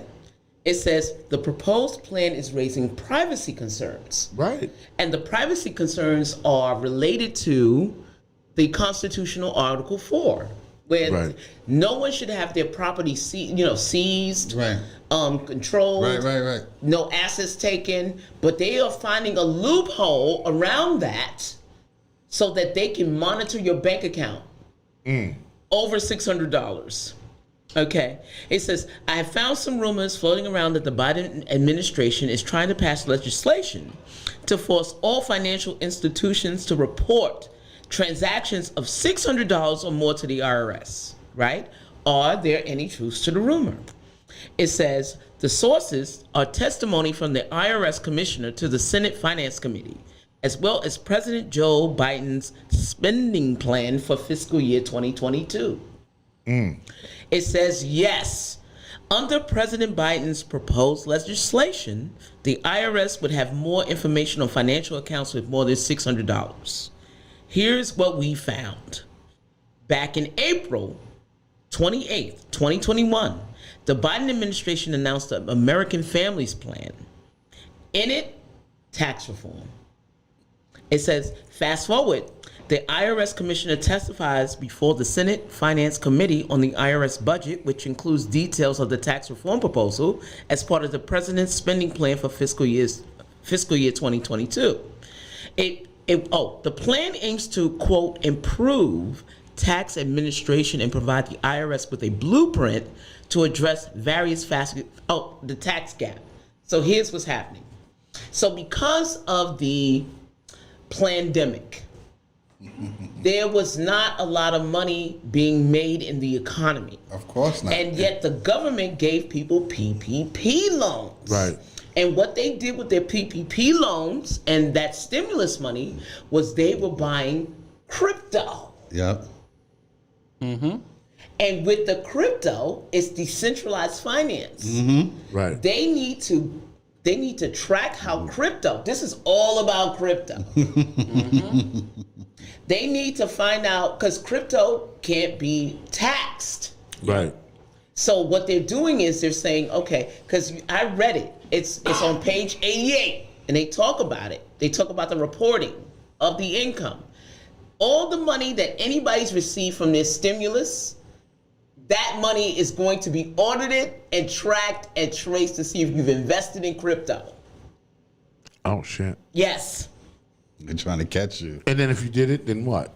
So they're monitoring what they can tax if you traded that crypto for additional money. Right. So there's a capital gains tax Right. where you have stock. That's when right. you have stock, whatever that value is versus what you paid for, you get taxed. You get taxed on it. So what they're doing is because they know, like Robinhood and all those those small people investment did it, companies, yeah. they made a lot of money. Yeah. So what they're doing is they're monitoring everybody's bank accounts without your knowledge or your consent. To see what you did. And you know what?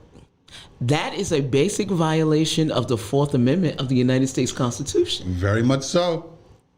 Wow. But they found a loophole around that because what they call it is a bail-in. They do it in other countries. If the government gives you money, they basically say, well, it's mine.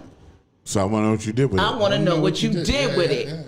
Mm. What do you think about that, guys? I think it's been already happening because people who are on welfare, people who have government subsidies, there's a form that you fill out and they ask you what is your intent with this money. What do you intend to spend this money on? What percentage goes to your rent? What percentage goes to food? What percentage goes to your personal use? You know what I'm saying? So they've been doing something like that. I personally don't think that it's a problem because there's a wording that says the stricter the government, the smarter the population. So people, I think IRAs are not taxed, right? They are. I think if it's not IRA, what's that thing? Not the 401k. No, the No, what I'm thinking of. Roth. No, there's another thing too. Trusts. Oh yeah. Right. So put your money in trusts, right? If you don't want to have your stocks taxed, learn how to do stock options. Learn how to do puts and calls, so you don't have to own the stock, but you can make money in there as well. And then put your stuff in a trust, so the government can't touch it. You know what I'm saying? But and we can go back to mattress money, right?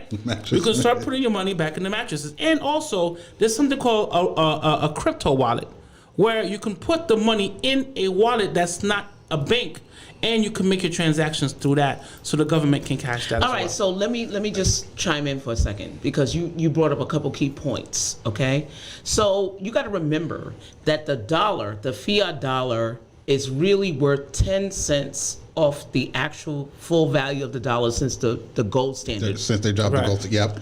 So right now the government is borrowing. You already know this. We just spent 20 years in Afghanistan. We spent trillions and trillions of dollars that we can't make up for. You know, that whole war. Then now, when that happened, the infrastructure crumbled.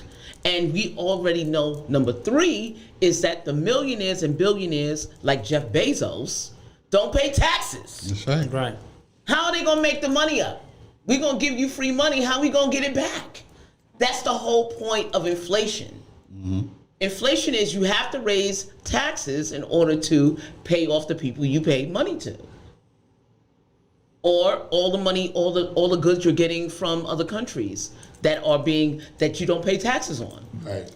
It's gonna have to come from the people whether we like it or not. Well, look. And with crypto, I think that with crypto, the decentralization of finance, when they don't rely on the banks anymore, they take away the banks the option to lend money. That's right. And pay the interest on that money so they can get like a profit.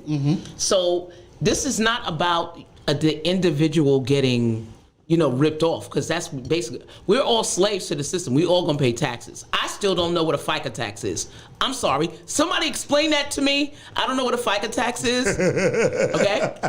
Can I ask you a question? Driving through New York, right? We see banks like Chase, Bank of America, HSBC. We have MCU and so on and so forth, right? We also have banks, the Chinese bank. We have the Russian banks. We have Turkish banks, We have Turkish Asian banks, right? yeah. So, are you opposed to opening a bank account in those banks? Because it's not necessarily a domestic bank, right? So if you put if understanding, like, I would put something where the dollar is a little bit less, like if we have a European bank. That's a great idea, right? Jeff. So if you put your currency into a bank, a foreign bank, and if you're understanding the currency change of the value of the dollar, and if you put it in that bank, then the government can't really touch it, right? They still have to report it. Still have to see. They still got to report it. If any company that even if they're headquartered in another country, if they register as a business, whatever state it's in, right, the IRS has to know what's happening. They have what they call the financial committee, the CIBC, I think it's called. They still have to report it. It's still going to matter. And the thing is that I know that a lot of international companies invest in the United States just like we do over there to avoid paying taxes. Right. So for example, there's a major investment banking firm called Deutsche Bank. Oh, Deutsche. Yeah. Right. I used to call it douche. So me too. They're based in. They're I didn't know how to pronounce it. I'm like douche. Like I can't spell Wednesday. They're based in Germany. Right. A lot of the transactions that Trump did was done through them. Okay. But because of them, they having a U.S. branch here, there's certain financial rules they had to abide by being here. Okay. So, and that's what got him caught up, where they got everyone got to see what he is doing. So I'm saying that to say when it comes to these international banks, when they open up a branch here in the U.S., there's U.S. banking rules that they got to follow. Okay. If J.P. Morgan Chase opens up a bank in China, there's the Chinese banking rules that they're gonna have to follow. Understood. It's not it'd be different if it was a universal banking rules with all countries. Yeah, you still got to register the company and report your income. Right. So. Oh, we got a test? Okay. Yeah. Are you giving me a test? I am. Giving out tests. Wait, are you going to read the comments? Yeah, I did. Yeah, no, you didn't. Oh, What are you talking about? MC Globe said congratulations. Bobby Cow says Roth IRA. Okay. All right, so I had an issue today, right? Okay. I was doing the Maria Davis video, right? I'm cutting it up, And I mean, some of y'all might have saw this in the video, maybe not. But I had an issue, so I'm gonna give you a pen, right? Okay. Don't make. I'm not doing it. I already know. No, they already know. She can't do it. Okay. And I would like each one of you to write down the word Wednesday. He's giving you a spelling test. Yeah, write out Wednesday. All right, just want to see where this goes. Okay. Let me see it. All right, hold on. I'm your spell checker. That is perfect. Oh, I messed up. Well, see, you got 1 out of 2. Oh, you see? Maria, I'm not Maria's on right now. Maria, I'm not the only one that can't spell Wednesday. I'm just saying. Put it on you. I'm gonna hold it to Jeff. You know what? This is a great. Let me put it closer to that. No, it's this one. It's this one. No, hold it up, Maria. I'm not the only one that can't spell Wednesday. Look at that. You see that? Yeah, Wednesday. Yeah, now listen, I'm gonna tell you something. I was in 4th grade. Let me show Gary's. Oh, yeah, we got your Gary's. Hold on. Go show Gary. Yeah, I know Gary's Gary's special. Yeah, Gary. Special. You must get paid on Wednesdays.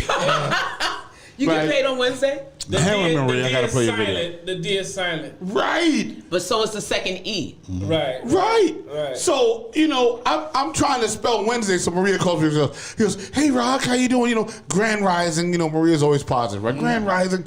And she's like, Rock, on some of those Wednesdays. I spelled right? On the Mad Wednesdays. And I'm like, what do you mean? And I spelled right. And she's like, yeah.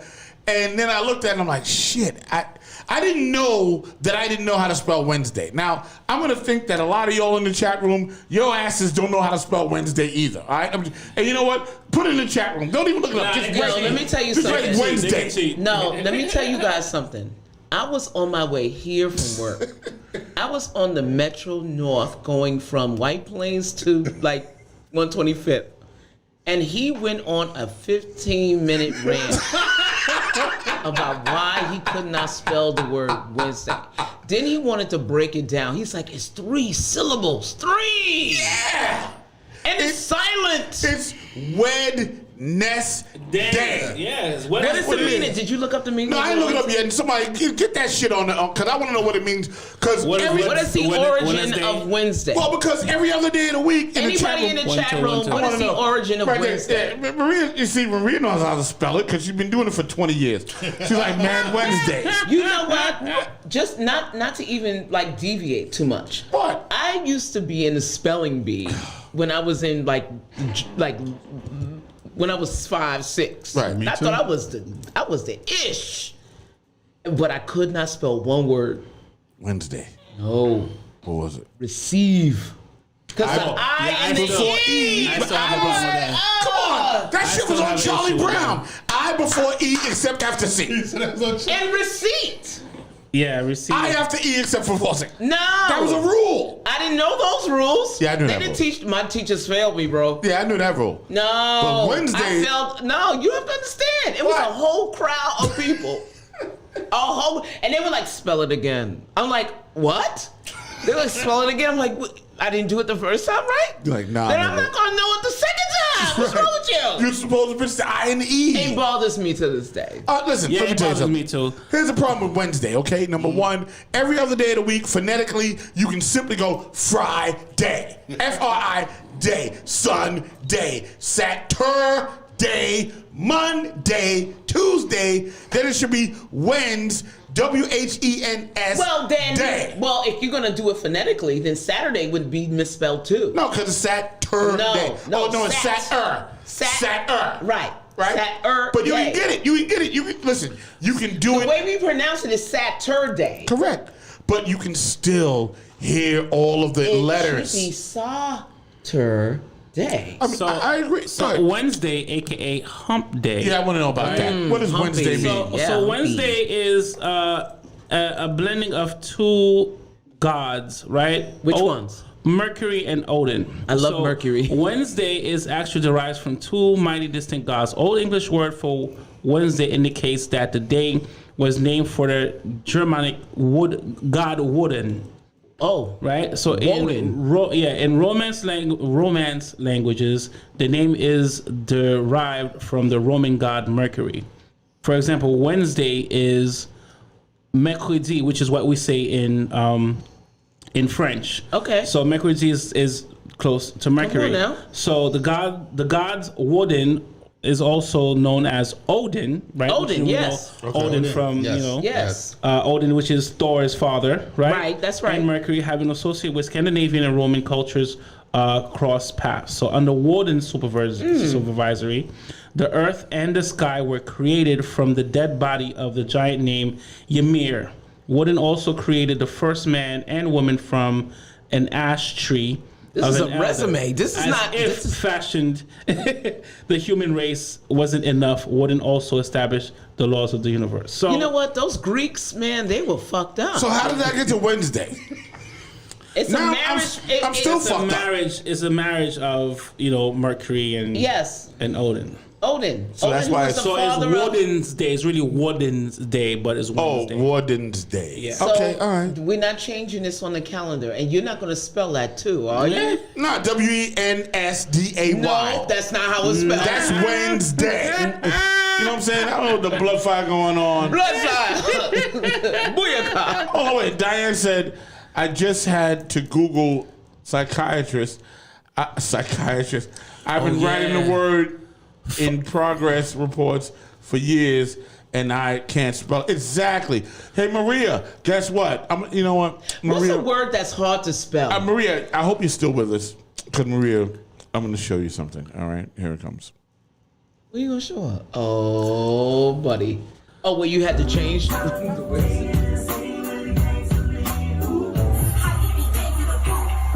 See? I spelled Wednesday wrong right there. And there. The game is way too out of order. And there. We gotta protect sons, protect daughters. Oh, my God. You spelled it wrong. It's like Why did you hot call tea, me cold first? water.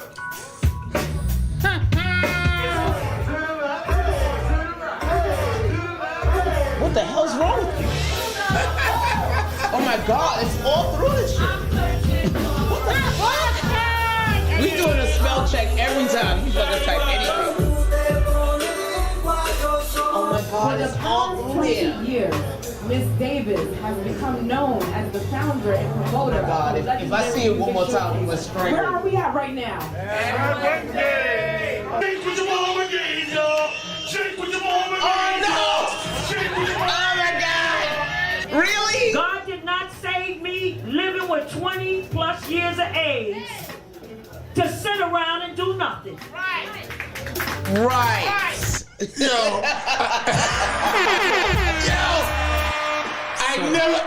Now I'm looking at it. I never got Wednesday right. Never. Listen, And you know what? Oh, wait, Maria was trying to be kind this morning, right? Because we were talking, I was like, Maria's like, Rock, Wednesday's spelled wrong, And I was like, she's like, but was it the program? Like, you didn't have enough space to add the E? Right? And I was like, I said, Maria, here's the deal, I'm gonna tell you the truth. I don't know how to fucking spell Wednesday. Okay? I don't know how to spell Wednesday. No, look, I know Rock a long time. Okay? He's black or white. It's either this or that. And he will ride when he's wrong, like Fat Joe. He will ride. That was good. Even when he dead wrong, he ride. And he like, you know what? It's all right. I ain't spell it right, but I'll fix it later. That's it. Thank you for pointing that out. I was wrong. Like Fat Joe. Like Fat Joe. I had to own that. And as you can see, first of all, in all the videos spelled wrong, but there's different variations of my version of wrong. Yup. There's an E missing most of the time. I think I missed the D one time. I think you have Fat Joe as a silent E, too. Yeah, thank you. Okay, It was a silent L, as a matter of fact. Man, Maria said, who's that sitting next to Gary? That's my man, Jeff. That's Jeff. What's Don't up? you ever What's put up? that camera on Jeff. I'm gonna put it on Don't Jeff. you ever sleep on Jeff. There goes Jeff. Maria, Jeff has, what's your show, Jeff? What's the show, Jeff? Prospectively yours. Prospectively yours. And when does it come on? At 7 p.m. Oh, you better watch Jeff. On Sundays, On 7 Sundays. p.m. Because Jeff brings it live, bro. I do. I definitely do. We love Jeff. Jeff is everything. If you enjoy the real discussion, right, then you really enjoy Prospectively Yours on Sundays I gotta come on the show. because definitely. his shit is raw. I would love to have you. Yeah, I would he's love to raw. have Like, I'm gonna come on the show. yeah, I just want to go on it because it's I mean, I guess we could do that, but we just kind of don't do that. But the shit Jeff do, you'd be like, whoa. Yeah. So we have no batteries. hold on. Yeah. We got 10 minutes left to the show. Yes.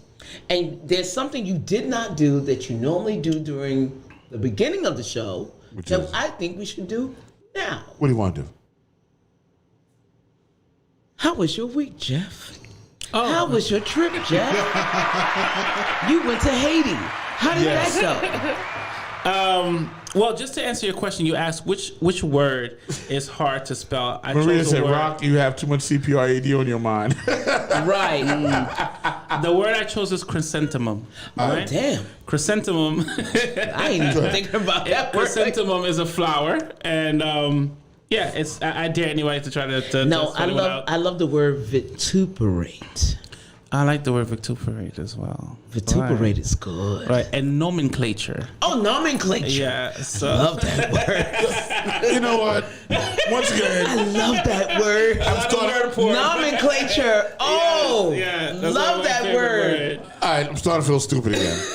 Oh, Not only do I not know how to spell Wednesdays, apparently, but Norman Cruncher and what was the other one? nomenclature, and it sounds good. when you say it. Right. Oh, tell me what Nomenclature. Please. I love that word. Oh, So, my week has been okay. Right. You know, I've been working a lot of these vaccination sites, like I've been saying before. but you're wearing white. So what's Yeah, that I'm wearing about? white because I went to Haiti. Everyone, I went to Haiti.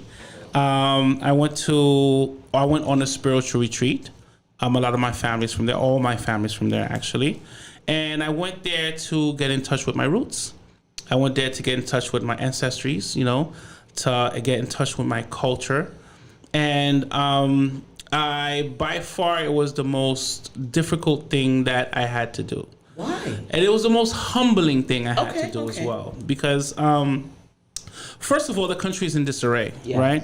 A very beautiful country, but whether you have a government or not have a government, it's in disarray. The poverty is prevalent everywhere.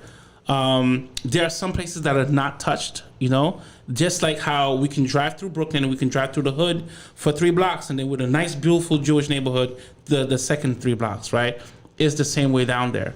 There's the diaspora that have nice, beautiful houses. They have rice trucks that come every other, you know, a Saturday, and their families are fed and the children are in school and stuff like that. However,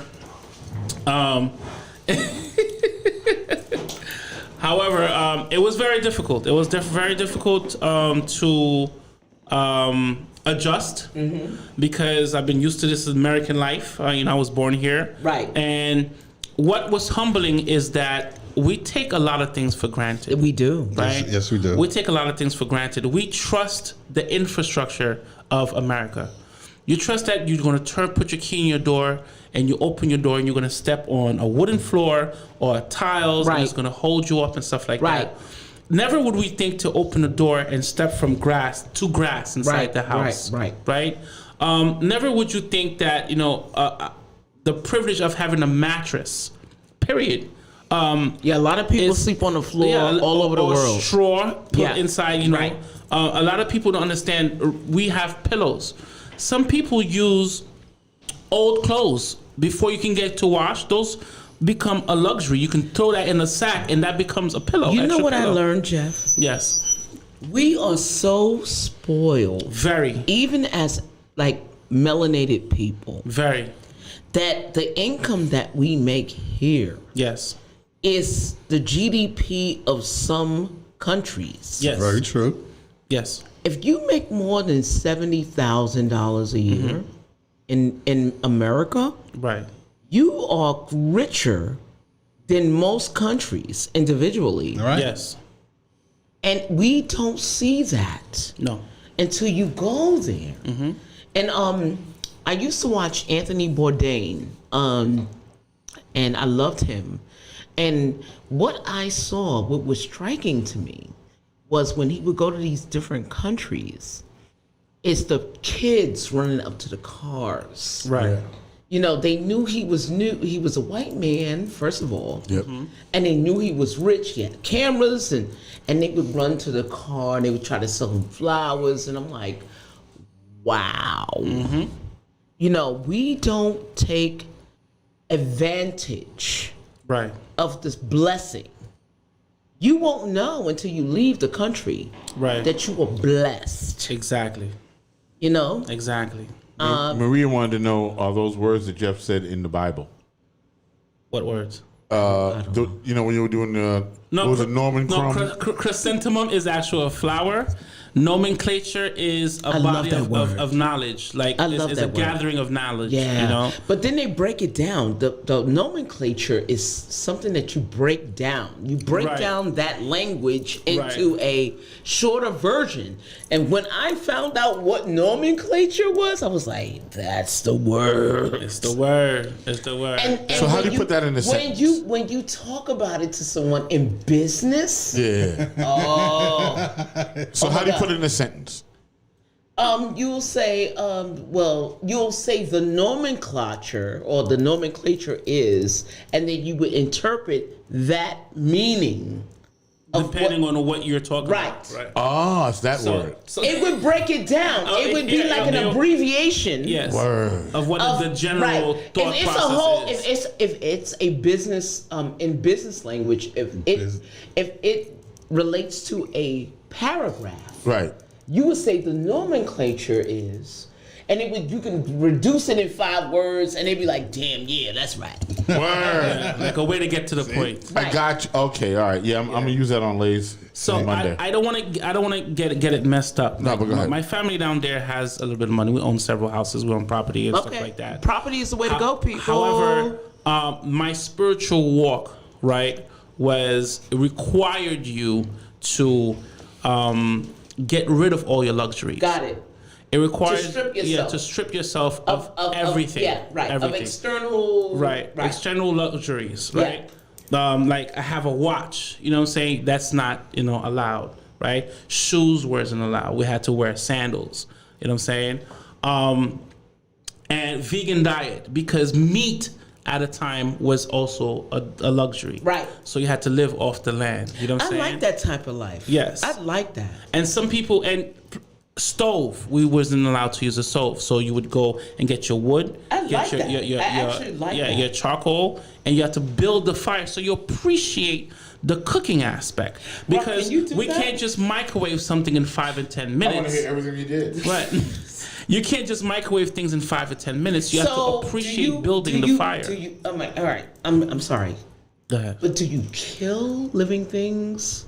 Or there was no meat eating. So. No, but living things mean fish or even plants. When you chop off a plant, well, beautiful thing that you said that, right? Everything that you eat is something that's alive, right? And with the spiritual walk, you have a respect for what's alive. Because it's not yours. It's something that God created for us. Because we don't really need medicine if we really knowledge about it. Because God gives us everything. Right. So when you pick from a tree, you speak to the tree. You say thank you.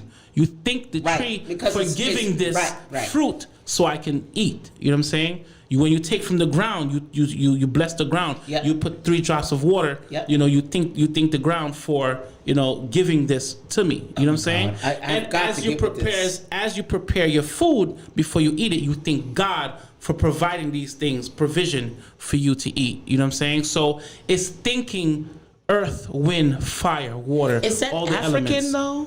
It is part of the Edo. You know what I'm saying? It is African, but the African and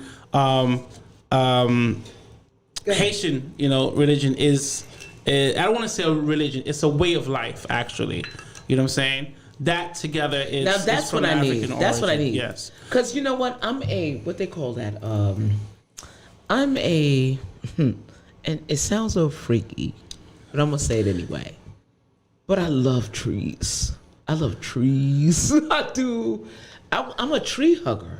I love nature too. I love nature. I love nature. I'm a tree hugger. I will rub on a tree, and I will feel the energy of the tree. And the tree feels it too. Yes. You know what I'm saying? And it's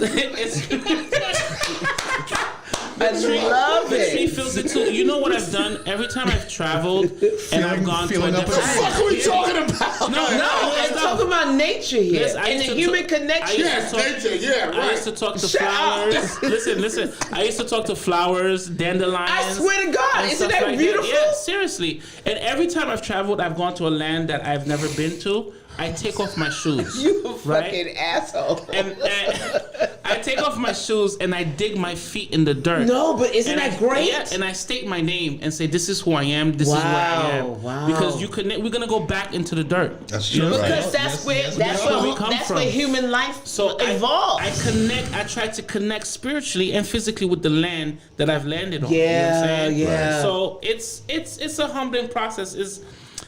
I came back with a different state of mind. I came back Talk about it. with a little bit disturbed spirit because I was disappointed in human beings. I was disappointed in us. Yeah, that was yours right there. It is yours. Oh, this was I'm sorry. So you drink the whole time. No, that's the only thing he won't drink. I got your kryptonite. I went back to the block and seeing these kids that told me, oh, they gangster, they this, they that, they that. You know what I'm saying? And I'm like, listen, you're not gangster. You're not gangster. Try it with one rope that's 3 feet and chase down a goat and try to tie the goat down. Or a chicken. Right, or a chicken. That's gangster. Or an angry goat that hasn't been eaten, that hasn't eaten any food in 3 days. That goat will eat your fingers and your clothes. That's what I say about cats. You have to corral it so you can feed your family. That right there is gangster. Right. You know what I'm saying? So it's all about, look, you either food, or you are the eater. Exactly. And to speak about, talking to plants and flowers and stuff like that, right? I have a good friend that grows weed. Nice. And when we want to talk about chakra, we want to talk about energy, right? He told me that, for his flowers to grow happy, he plays music for them. I love that. At a certain frequency. Oh, I love that. He speaks to them. Maria said, okay, where you going with hugging trees and weed? I love that. Put the camera on me real quick. Oh, and Deneen said Jeff is deep. No, let me tell you something. There's energy. And then Maria said, I'm hungry. What's for dinner, Robin? Oh, well, you know what? I'm going to make some pho. You ever have Vietnamese pho? What's pho? Pho is like a very thinly sliced steak. It is an amalgamation of meats and look at you. Stop. Don't interrupt me when I talk about food. Go ahead, Jeff. Goddamn Jeff. Jeff said this is what the fuck a pho is. No. And it's not Marvel Comics. You cook it and you simmer it in a broth. Okay. And then you make either a rice noodle or wheat noodle. You cook it separately, but al dente. Right. And then you add it. You assemble it. To the broth. And then it all comes together. And it makes a fantastic. Someone told me today, because the way I eat, Denise knows what it is. She said PHO. Yes, is that correct? Yes, that's pho. That's pho. Okay. That's pho. So the way I eat because, what I eat because what they call a mise en place. Mise en place is about the preparation of food. Your food tastes a certain way because you marinate it first. Right. When you eat meat, the meat comes through because it soaks in the spices. Right. When you eat it, you taste the spices, and depending on what the spices are, you get a soulful experience. Right. When you eat something, you just put it on like the stove and you just throw salt and pepper on it. It don't taste the same. No. Until you marinate it. You gotta marinate your food. Denise said Robin needs a cooking show. And we can make it a spiritual cooking show. Maria said, that doesn't sound like soul food. That's it. Oh, that's soul food. She's Harlem for no, life. That's soul food. Let me tell you something. Anything that's soul food, and I'm gonna tell you a secret recipe about fried chicken. Oh shit. Fried chicken is soaked in buttermilk overnight. Yes. That's right. That's what it's supposed to. That's right. Yes, that's the secret. That's how you know when you taste it. My grandmother used to do that. That's right. My grandmother used to do that. You have to prepare your meat. And listen, people in ancient times. Why do you soak it overnight? What is the benefit of the buttermilk? First of all, the buttermilk breaks down the protein. It makes it softer. Okay. Stop playing, bro. I'm asking, Mrs. Buttermilk. You eat a lot. I do. And you don't know why the food tastes good? I ate a lot of great food, but... No, you don't know why the food tastes good? Versus when you make it at home? No. It's because they soak the meat. in the juices, and that's why steak tastes so good. Well, some places they age dry the steak, Right. Which is a long preparation. That's a flavor onto itself. That's right. But when you take steak or meat or chicken or fish and you marinate it in certain properties, like a fermentation, Right. you can, when you bite into that protein, you can taste the flavor through the bone. Right. Matter of fact, I did that on. That was that umami. We had whiting the other day, right? I made whiting in the house. Me and Sammy, me and Rocky. I made chicken tikka masala. Right, which was crazy, right? So we did the whiting, and I soaked it in lemon. Okay. And I just left it like that. Right. You know what I'm saying? And that's what you're supposed to do. Right. And I had a little seasoning on them, and then I actually froze it, right? Like I put in, and then when we broke it out, like over the course of a couple of days, you tasted all that flavor. And not only that, Yeah. but I'm gonna give you a little secret, y'all. So when you clean your meat and you marinate it, Right. you make a gravy or sauce with that marinade. Yes. And it just ultimately just melts in your mouth because it's made of the same thing you marinated the steak with. Right. Robin, what you're saying is... I'm just going to say, I'm agree with Maria on this one. It's not soul food if it ain't greasy, baby. Isn't the concept of soul food meaning that it's food cooked with love from the soul? That's correct. But go ahead, Gary. Back to you, Gary. Everything that you're saying is what my mother, my grandmother, and my aunt used to do. That's how they used to cook. That's exactly how they used to cook. But most chefs cook like that. They call that mise en place. It's a French term for making sure that your food is flavorful. Right. Prepared properly. Right. You have to wait. Mise en place. No, but hold on. Mise en place does not even apply to just food. Mise en place applies to your life.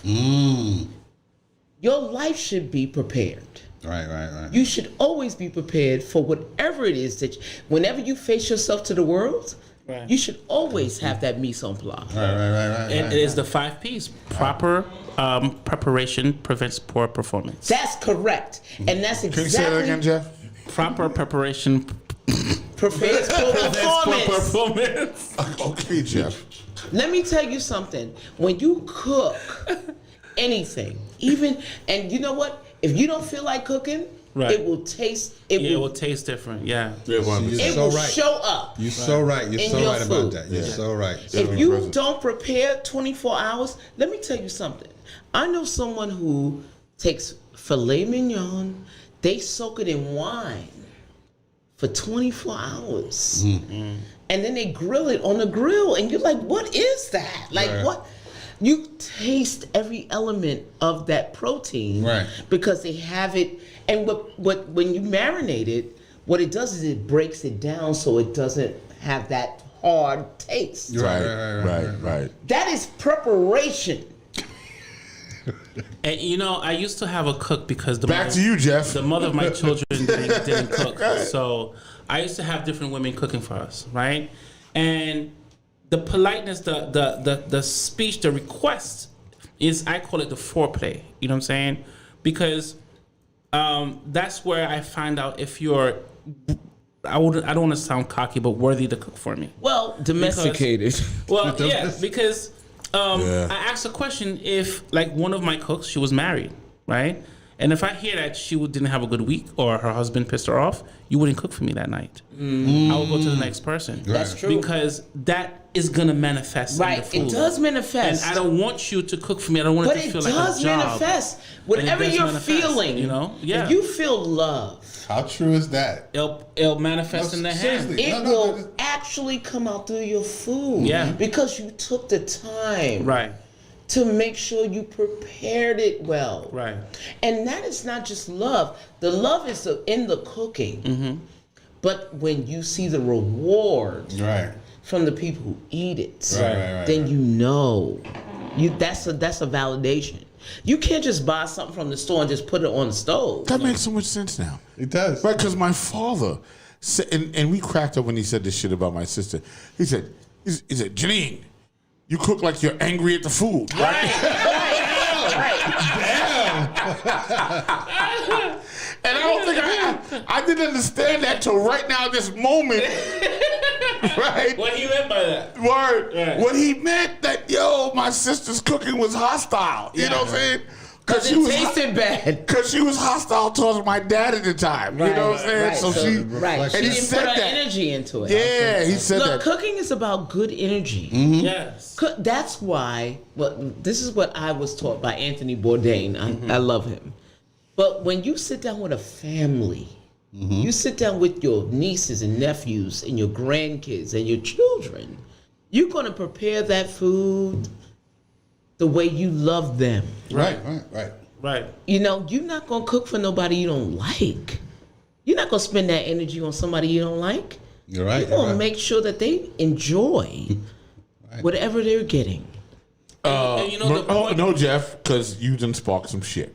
And, What happened? And I think I want to know what the fuck you talking about too, Jeff. Hold on. Maria said, Jeff, different women cooking for you? Rock Logic, what's the title of the show? Sex and Food? No, we go left. We go left. Trust me. Karen Brewer Trust says, me to go left. Karen Brewer says, if you buy a big piece of beef, get the butcher to inject port or red wine into it and let it sit for a day. Before you cook it. You don't Wait. She says it makes it amazing. And then rub seasoning on the surface. Is she in Australia? Yes, she's in Australia. Oh, Australia's great. Yeah, they know about beef. They do. Yeah. But also, you can never cook beef without butter. Right. You can't cook beef without butter. You should not. It's a violation of the law. Sacrilegious. If you don't cook beef without butter. Preach it, You girl. need that. Preach it, girl. Yeah. You know what I'm saying? Robin, my cousin Hillary says that you are on point. Yes. I'm giving you the education. So here's what I'm gonna do. I'm gonna play my bad edited version of Mad Wednesdays. Where Wednesday is, misspelled. I'm like, listen, and you lost the versus battle. Yes. And asshole. Listen, if you can count how many Wednesdays I got you owe me wrong, money. No, I know. It sucks. You owe me money. If you can count how many, I was gonna buy you a shirt. Man, like, fuck that. I said, you owe me money. You gonna pay for your own goddamn shirt. Here's a challenge, y'all. If you can figure out how many Wednesdays I spelled wrong, I'll give you $20. I'll cash app it to you. Here it goes. I'm gonna play the video. You gonna cash app? Yeah. Let me know how many Wednesdays you got wrong, and then just send me your cash app. And if you can count it and it's right, I'll give you $20. The first person who does that, that's what it is. Here it comes. There you go. This is great.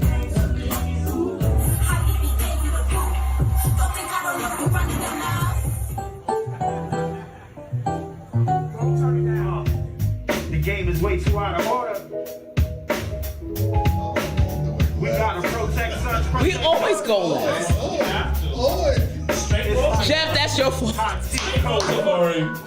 Jeff, you like I hug trees. You like what? He's like, what? I swear to God, I'll hug a tree like a motherfucker. I'll be like, ooh, you sexy. Quality bar. I know how to connect with the earth. Let me tell you something. For the past 20 years, Miss Davis has become known as the founder and promoter of her legendary music showcase. Where are we at right now? Shake what your mama gave y'all. Shake what your mama gave y'all. Shake what your mama gave y'all. God did not save me living with 20 plus years of AIDS to sit around and do nothing.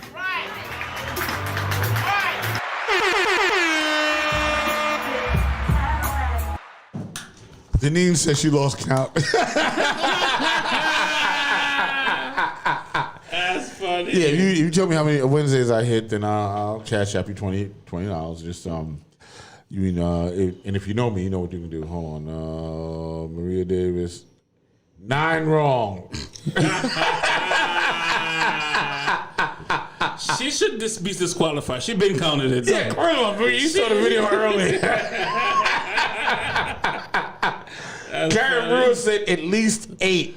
Okay. She said at least 8. That's modest. That she said. And Bobby said 9. Hey, Bobby, hit me. Bobby got it. It was 9.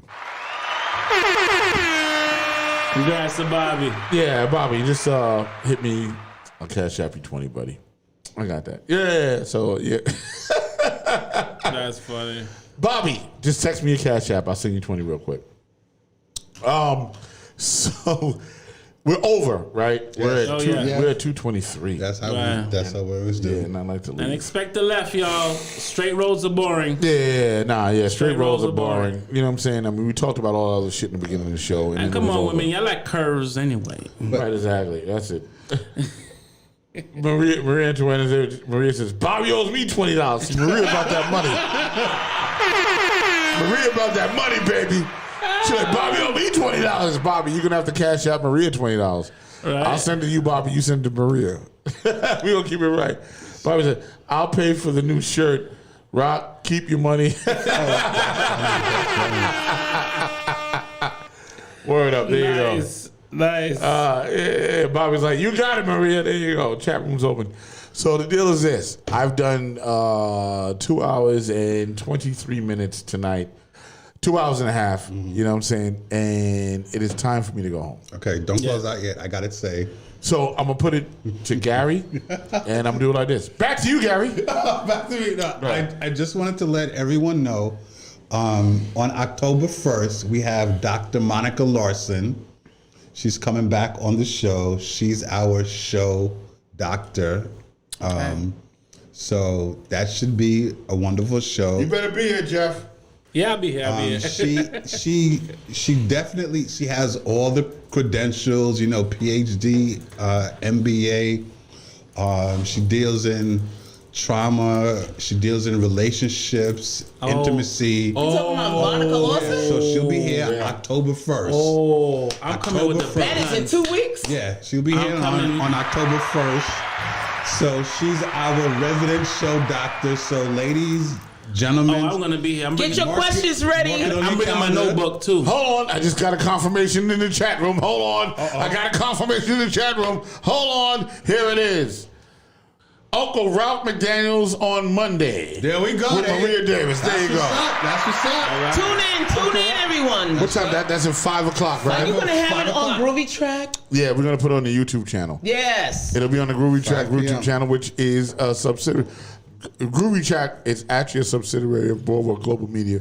There's a thing about that. But Groovy Track, and it's at the bottom of the screen, y'all. Listen, you're going to want to tune in for this shit.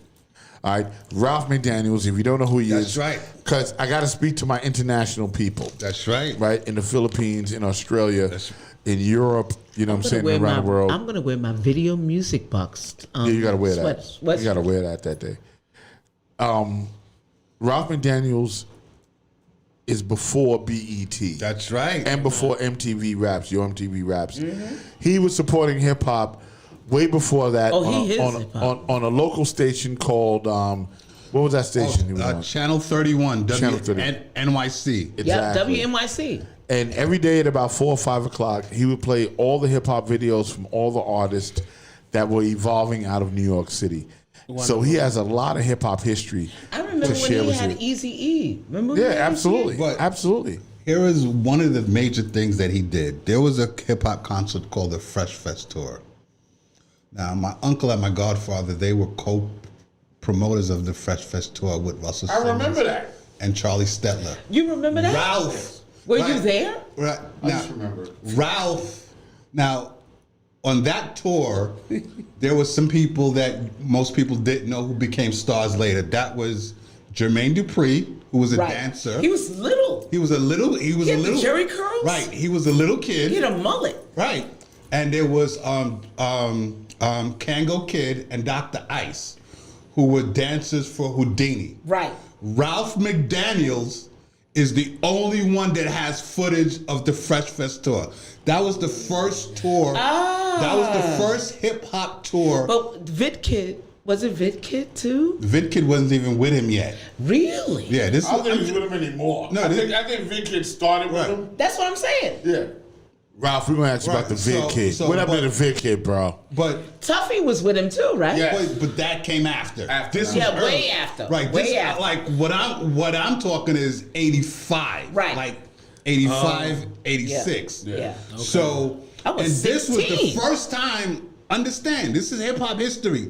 This was the first time a hip hop concert was in an arena at Nassau Coliseum.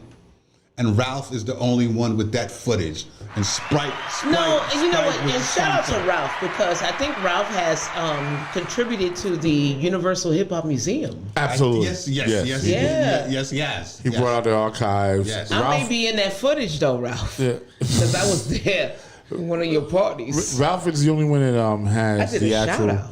He's the only one that has the actual video of Shake What Your Mama Gave You, both versions. No, he has X-rated, everything. No, that's what I'm saying. He's on, and Maria said, "Carrie, your ass is old." We all Maria. And Deneen says, "Video Music Box still comes on to this day." But they play all the old stuff, right? They still play the old stuff, yeah. Yeah. They don't that's play no new what's stuff. Rock. Your uncut video, I seen it on BET Uncut. No way. Yeah. It was on BET Uncut. Yeah. I didn't, Don't play Rock. I was too young for that. I couldn't watch. BET Uncut used to come on like I couldn't watch that. That's terrible. 2:00 in the morning. Yeah, he's right. Like from 2 to 3. He's absolutely right. Yeah. First of all, I was the one that sat with the editor and edited that video, and I'm telling you, it was fucked up. So it's funny because in the Boondocks, right? The grandfather was watching BET Uncut. Was he watching one of your videos? He probably was. Damn. Listen, I've been a part of a lot of butt cheeks. Booty butt cheeks. Here's the deal: if you actually Google, right, Family Guy, right, and there's a thing where Stewie says, "Say what?" I love Stewie's. It is an obvious reference to my song. Did they pay you? No, I ain't get paid. For What? It was an obvious reference. Demand that. Family Guy, run the check. Because he does the eyes and he goes, "Say what?" And I was like, "Oh That's shit!" you. Yeah, it was me. Get all that day. money. I knew that. Syndication money. What's wrong with you? Exactly. Send the millions, please. Send the millions. Mandy Emerald Faith says, "I need to Google this." That's right. Google. It's on the Groovy Track page. Yeah, you can Google that. Wait. Do you have the uncut version on the Groovy Track? No, I'm saying I don't even have the uncut version. So get Ralph to send it to you, gotta give me and that. then put it on Groovy Track. Yeah, because it was. Actually, no, wait. The nudity was there. NFT that. No, Patreon that and make a subscription. Let's do that. I like all of that. I'm serious. Because you know what? Because it's really a rare piece. This is what I'm saying, bro. No one's ever actually seen. Put it on a Patreon. Because let me tell you what the video is. The video, the X-rated It's version. nasty. Yeah, X-rated version of Shake Your Mama Gave You cannot be shown at a family event. He like nasty. Yeah, it's like that. And I want to see nasty stuff. Yeah, Mandy says NFT it. That's right. Put it on a subscription so you can have all your videos. Yeah, Mandy Faith says NFT it for sure. Make a fan page. That's what Maria It's a says. Patreon. That's Patreon. Yeah. I'm gonna do that. Maria said Uncle Ralph is the culture of hip hop. 100%. He is. We gotta see this clip. He's a curator, really, of hip hop. Absolutely right. He's a curator. Well, He was there for. He has a library. Well, he was playing hip hop videos before MTV. That's and right. even before BET 100% came about. Like it was Ralph. Remember when Video Jukebox was out? Oh my God. No, you talking the box. No. That's the one where you paid to play the video. Yeah. But you the didn't box need came. that. Yeah, but the box came out way out. That was. It was a little bit after, maybe 3 years. No. The box was the 90s. No, it was 80s. No. Are you talking about the box? Yeah, it was the 80s. The I'm box telling down you. in Miami. I'm telling you, I No, know. But if we're talking Google about that shit. Because I'm telling you, it was the 90s. No, it wasn't. It was not. It's a difference between Video Music Box and the box. The box. yes. No, it was not in the 80s. It was. I mean, in the box 90s. It's the 90s. No. And now let me just address something in the chat room. Bobby, the video, the X-rated video, the X-rated version of the video, the long version of the video has Bobby Cowan as a police officer, and I'm in a line. What? Yeah, I'm in a lineup, and Bobby? we had Dave. A cop? Yes, we had Dave. Dave was the Who was the one that was cross-dressing? Dave. Oh my God! And he's in the beginning of the video, and he's like, "That's not him. That's not him. That's him. That's him." And that's Dave in a dress and like the Are whole you looking thing. it up, Jeff? Yeah, I'm getting The Box Music Channel. Yeah. Okay, so the box. I'm telling you, it wasn't. Was that? It was. I had my daughter in 1988, and then we were watching The Box. People, can you please let me know when the box started? I'm telling you. The Box Music Television You Control. Yes. All right, That's it. 1998. This is what I'm saying. No, it can't be. So no, okay, listen. no, Rock. no. I mean, I think it was earlier than 98. No, it Okay, wasn't so- 98. Max Goose, who we both know, who used to manage, who put out Adina Howard. Max used to work at the Box when he first started. Oh, it's originally named Jukebox Network? Yes. Oh, it operated from 1985, I'm sorry, to 2001. Motherfucker, put me in that motherfucking. Give me the money. Give me the money. But Robin, slow down. Put the money on the Robin, table. Stop. Back to you, Gary. Stop. So listen, if it was Jukebox, it could have started from the 80s. I It guess was it Juke. turned- See, she made me it Hold on. to The Box. The Box didn't get start. Oh wait, no, I need some, Jeff. Yes, sir. When did Give they me the change? money. When did they change to the box?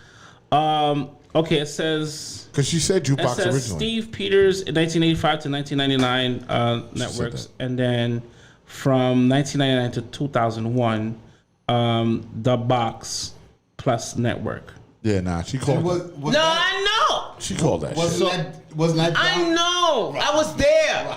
I lived it. I know. I used to breastfeed watching this fucking box. Jukebox was from I 1985. used to breastfeed. I used to siphon milk Jesus. watching a box. Are you kidding? Let me put my glasses on. Y'all crazy. You're playing games here. I know. Yeah. Well, apparently you're right. It was the jukebox. It was And you the know what? Jukebox Now I'm first. thinking about it. I remember that. It was the Because they used to jukebox. do pay for play on jukebox. Right. And I'd be like, why are these videos playing? I don't like this song. Right. But it was because people would like stuff They in would- the box. Yeah, and they would do it. Launched 36 years ago. Wow. My daughter is 33, 34. Don't play with me. I know what I'm talking about. Y'all bugging. Father? I was there. It doesn't mention where. No, it's in Florida. It's in Florida. Yeah, no, I went to the office. The office is in Florida. Because I remember it being in Florida, right? Yeah, I went to the office. Right. It's in Florida. It was on Collins. I it was know on, what I'm talking about. It was on Collins Avenue. Miami, Florida. Yeah. See? Yeah, it was on Collins Avenue. I'm telling you, I went to the shit. I saw it. Yeah. And y'all bugging me out because I'm like, I know I'm right. You know what? Back to you, Jeff.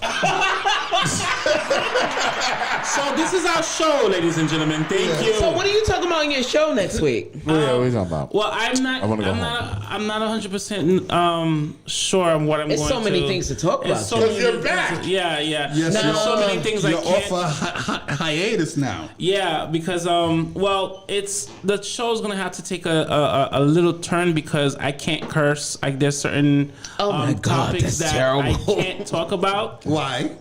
Because I'm in this purity session. Oh, wait, So- talk about no. Sorry. Talk about the purity. Okay. So for the purity session, I'm doing 40 days of purity. So this is certain foods that I cannot eat. Okay. I cannot eat outside food.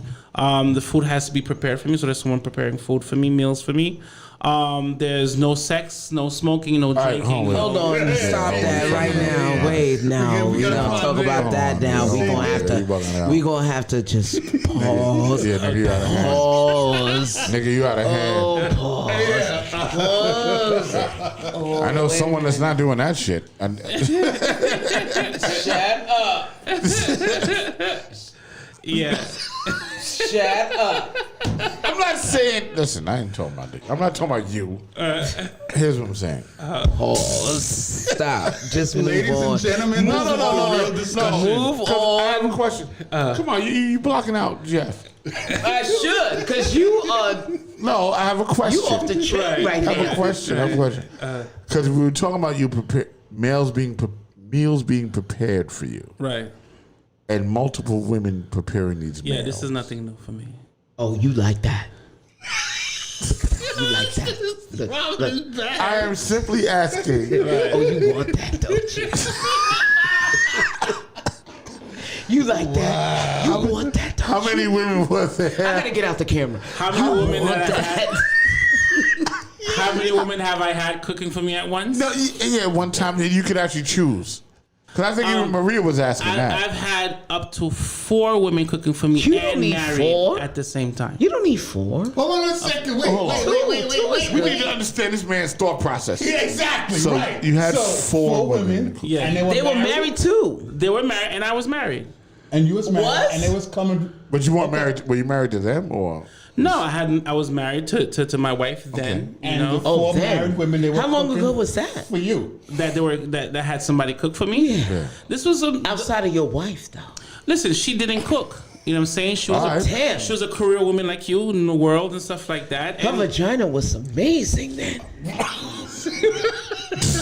I had she had 2 of my children. You know what I'm saying? Wow, she had that snapback. Well, I that guess she did. snapper. I mean, she had 2 of my children. You actually forgave cooking? Wow, you know a what? chomper. Let me tell you something. Okay, You a chomper. She is the woman that you can say fulfilled all my fantasies. She gave me everything I needed. Who we talking about? Except the cooking? Oh, the one person you married. Yeah, the one I married. Okay. And I was able to offset the cooking because Oh my God. I have great rapport with women. You know what I'm saying? That's true. And, That's clearly obvious. So women, 5,000. And I like different flavors of food. So if I befriend, I have a Jamaican woman that cooks, a Haitian woman that cooks, a woman from Indian descent that cooks, and I like different flavors. You know what I'm saying? Yeah. I mean, So- you gotta have a woman that can learn, like Vietnamese, Korean barbecue, Right. you know, Southern food, you know, French food. You need a woman that's going to be able to give you that whole experience. Eventually, I will. You know, but that I will actually acquire. culminated into 5 motherfucking The people. 5 women, yes, and you know she couldn't be mad because I wasn't selfishly feeding myself. God just damn. like my She family. ate too. Of course, Woo!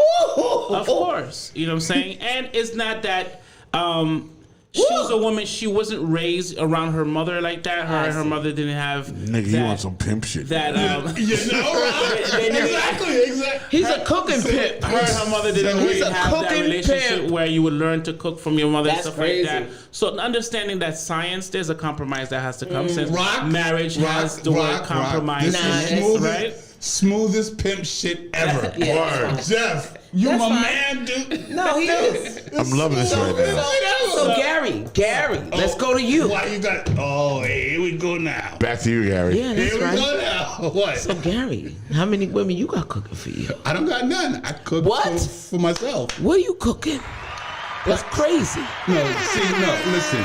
I got my skills in the kitchen. Come on, Tell you him, got Jerry. that. Tell him I No, can wait. throw down. Wait. I can throw down. No, first of all, I can cook too. there's some days you need to kick back and just taste I agree. all of it. Lay back. The body and the cooking. Lay back. See, Robin? No. Get No. Gary a tissue. I think the moistness is coming He's back. moist.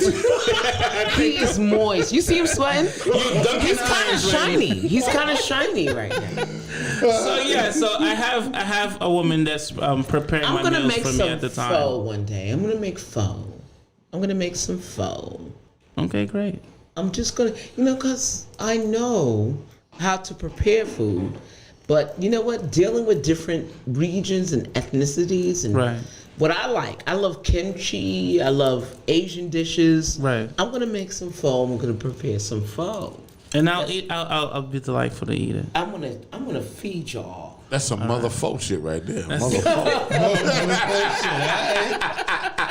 Motherfucker. Yeah, what? Yeah. We are over how many minutes? 30. A lot of minutes. So About 30. listen, this We is having fun. This This is is Jeff. Thank you so 9:30. much. You're welcome, guys. And this is what you guys should expect from us all the time. That's right. That's right. We can start. I have this knack. What they say about me, I always start well and never finish well. You know what I'm saying? So No, I'm a finisher. But I finish. That's though. what I do. I finish though. I just don't finish on the same street I started. I finish well. I finish well. Amen to that. Yeah. Alrighty then. No, yeah. The real discussion, y'all.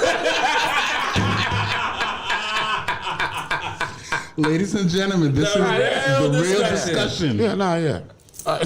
So, With Rock Logic, Gary D, right. Robin, Jeff, and Rocky D. There you And go. Gary. Gary Facts. So, listen, I'm cut out. You know your name is way too long. What, Rock Logic? With Gary D, Rocky D, Gary Facts. That's because I include all my niggas on my shit. Nigga, we already here with you. That's right. Just shut the name down. No, bro. it's the real discussion with Rock Logic. And I Gary gotta promote the show from another like podcast, and I'm Right. like, oh, come follow us, Rocky D, Gary. Listen, I want all y'all to be stars. No, we all part of the whole Bulwark Global Media anyway. So, all right, what do you think the name of the show should be? Just the what was it? The real discussion This with is Rock the real Logic? discussion. It's got to be Rock Logic. All right, fine. The Because real there's a couple of discussion- real discussions. No, the real discussion with Rock Logic, and that's it. That's it. We're all family anyway. Yeah. There we are. You are the father of all I of this. totally agree. I totally agree. And if I need to promote the show, I can't be typing in You people. can't be long-winded. You're like, Gary D, Rock Logic, Right. Rocky D, You might throw Wednesday Jeff, in there. Robin, Mad Wednesdays, Maria Davis, Denise One Womack. night show, me and people. I can't do all that. I need to network. Yeah, you're right. Yeah, you're right. I can't be typing that stuff. Because Maria has a great name. I gotta copy and paste it from like some kind of like word. 'Cause Maria's name is simple. I Then can't be when you want stopped. people to repeat it, you're like, oh shit, they like running out of breath. Can I do it? Robin. It's 8 bars, real quick. Jeff, right, yeah. 8 bars. They're doing 8 bars That's on a their name. whole thing.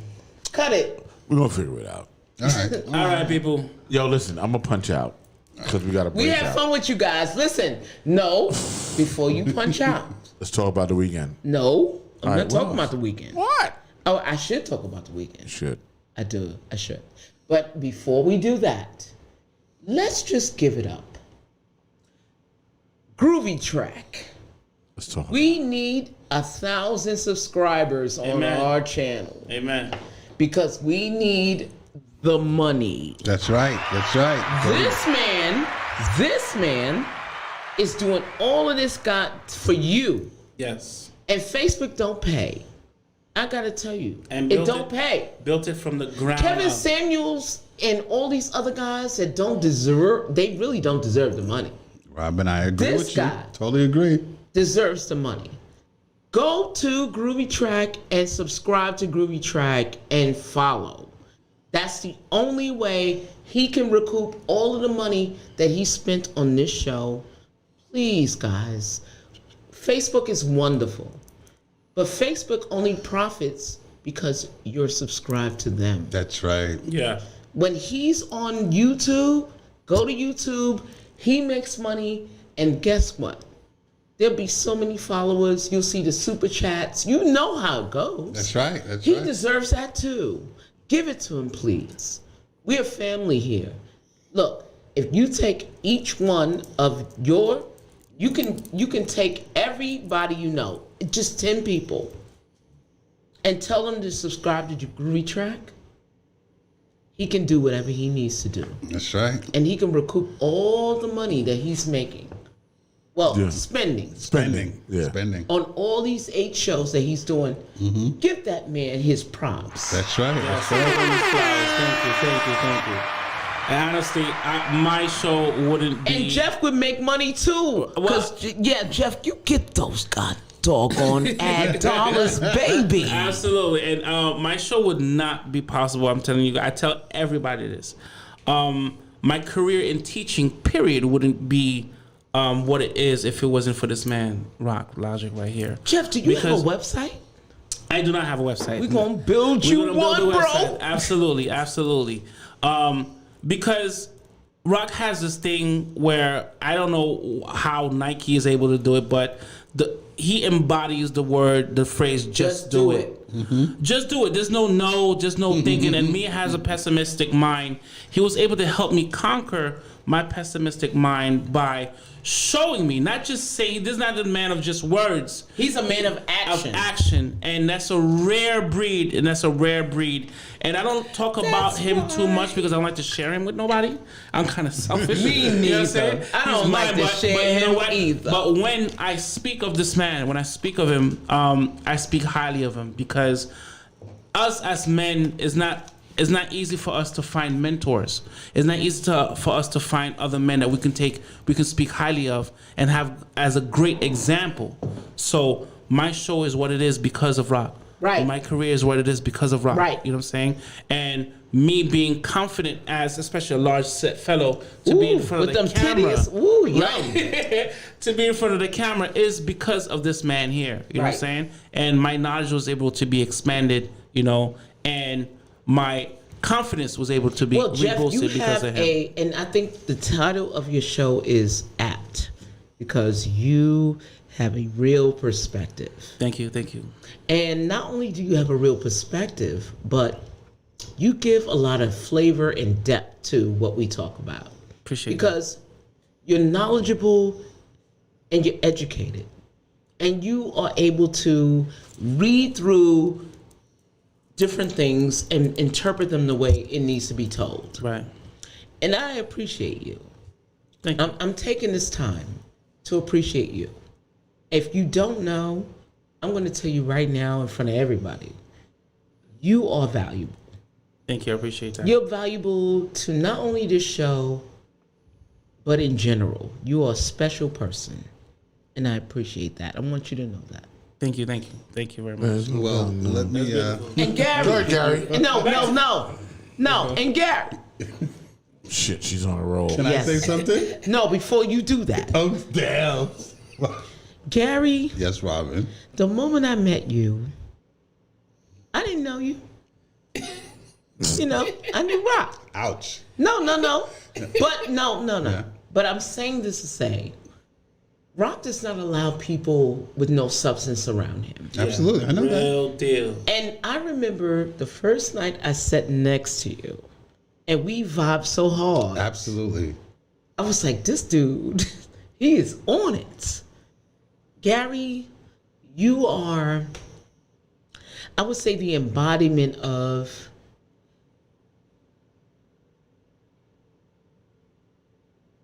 creativity, relativity, and common sense. Well, thank you. And there are people here that can't be replaced. And the way we interact with each other, we already know. Absolutely. We're on the same page. Absolutely. And I appreciate you, Gary. Well, thank you. And I think all of your BDSM members said, there we go. Robin, damn it. Straight roads are boring.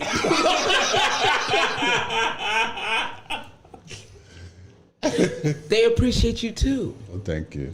And a lot of the people that you bring on to us, you didn't bring Heather Hunter, but we'll talk about that later. She's coming. I'm getting her to come. Get her, please. I'm getting her to come. But you are a special contributor of the show. And I speak to Rock about this often.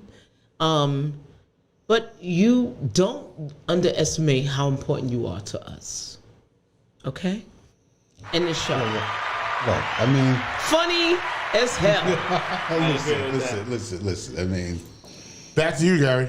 I've known Rock for about 30 years, right? Did he make you faux? Rock was in the hospital room when I almost died. Right. Okay? And that was back in April 2002. Right. We've worked on a lot of things together, the WWF, all that stuff. So we went through a whole lot of stuff. Boardwalk Global Media, this whole podcast stuff.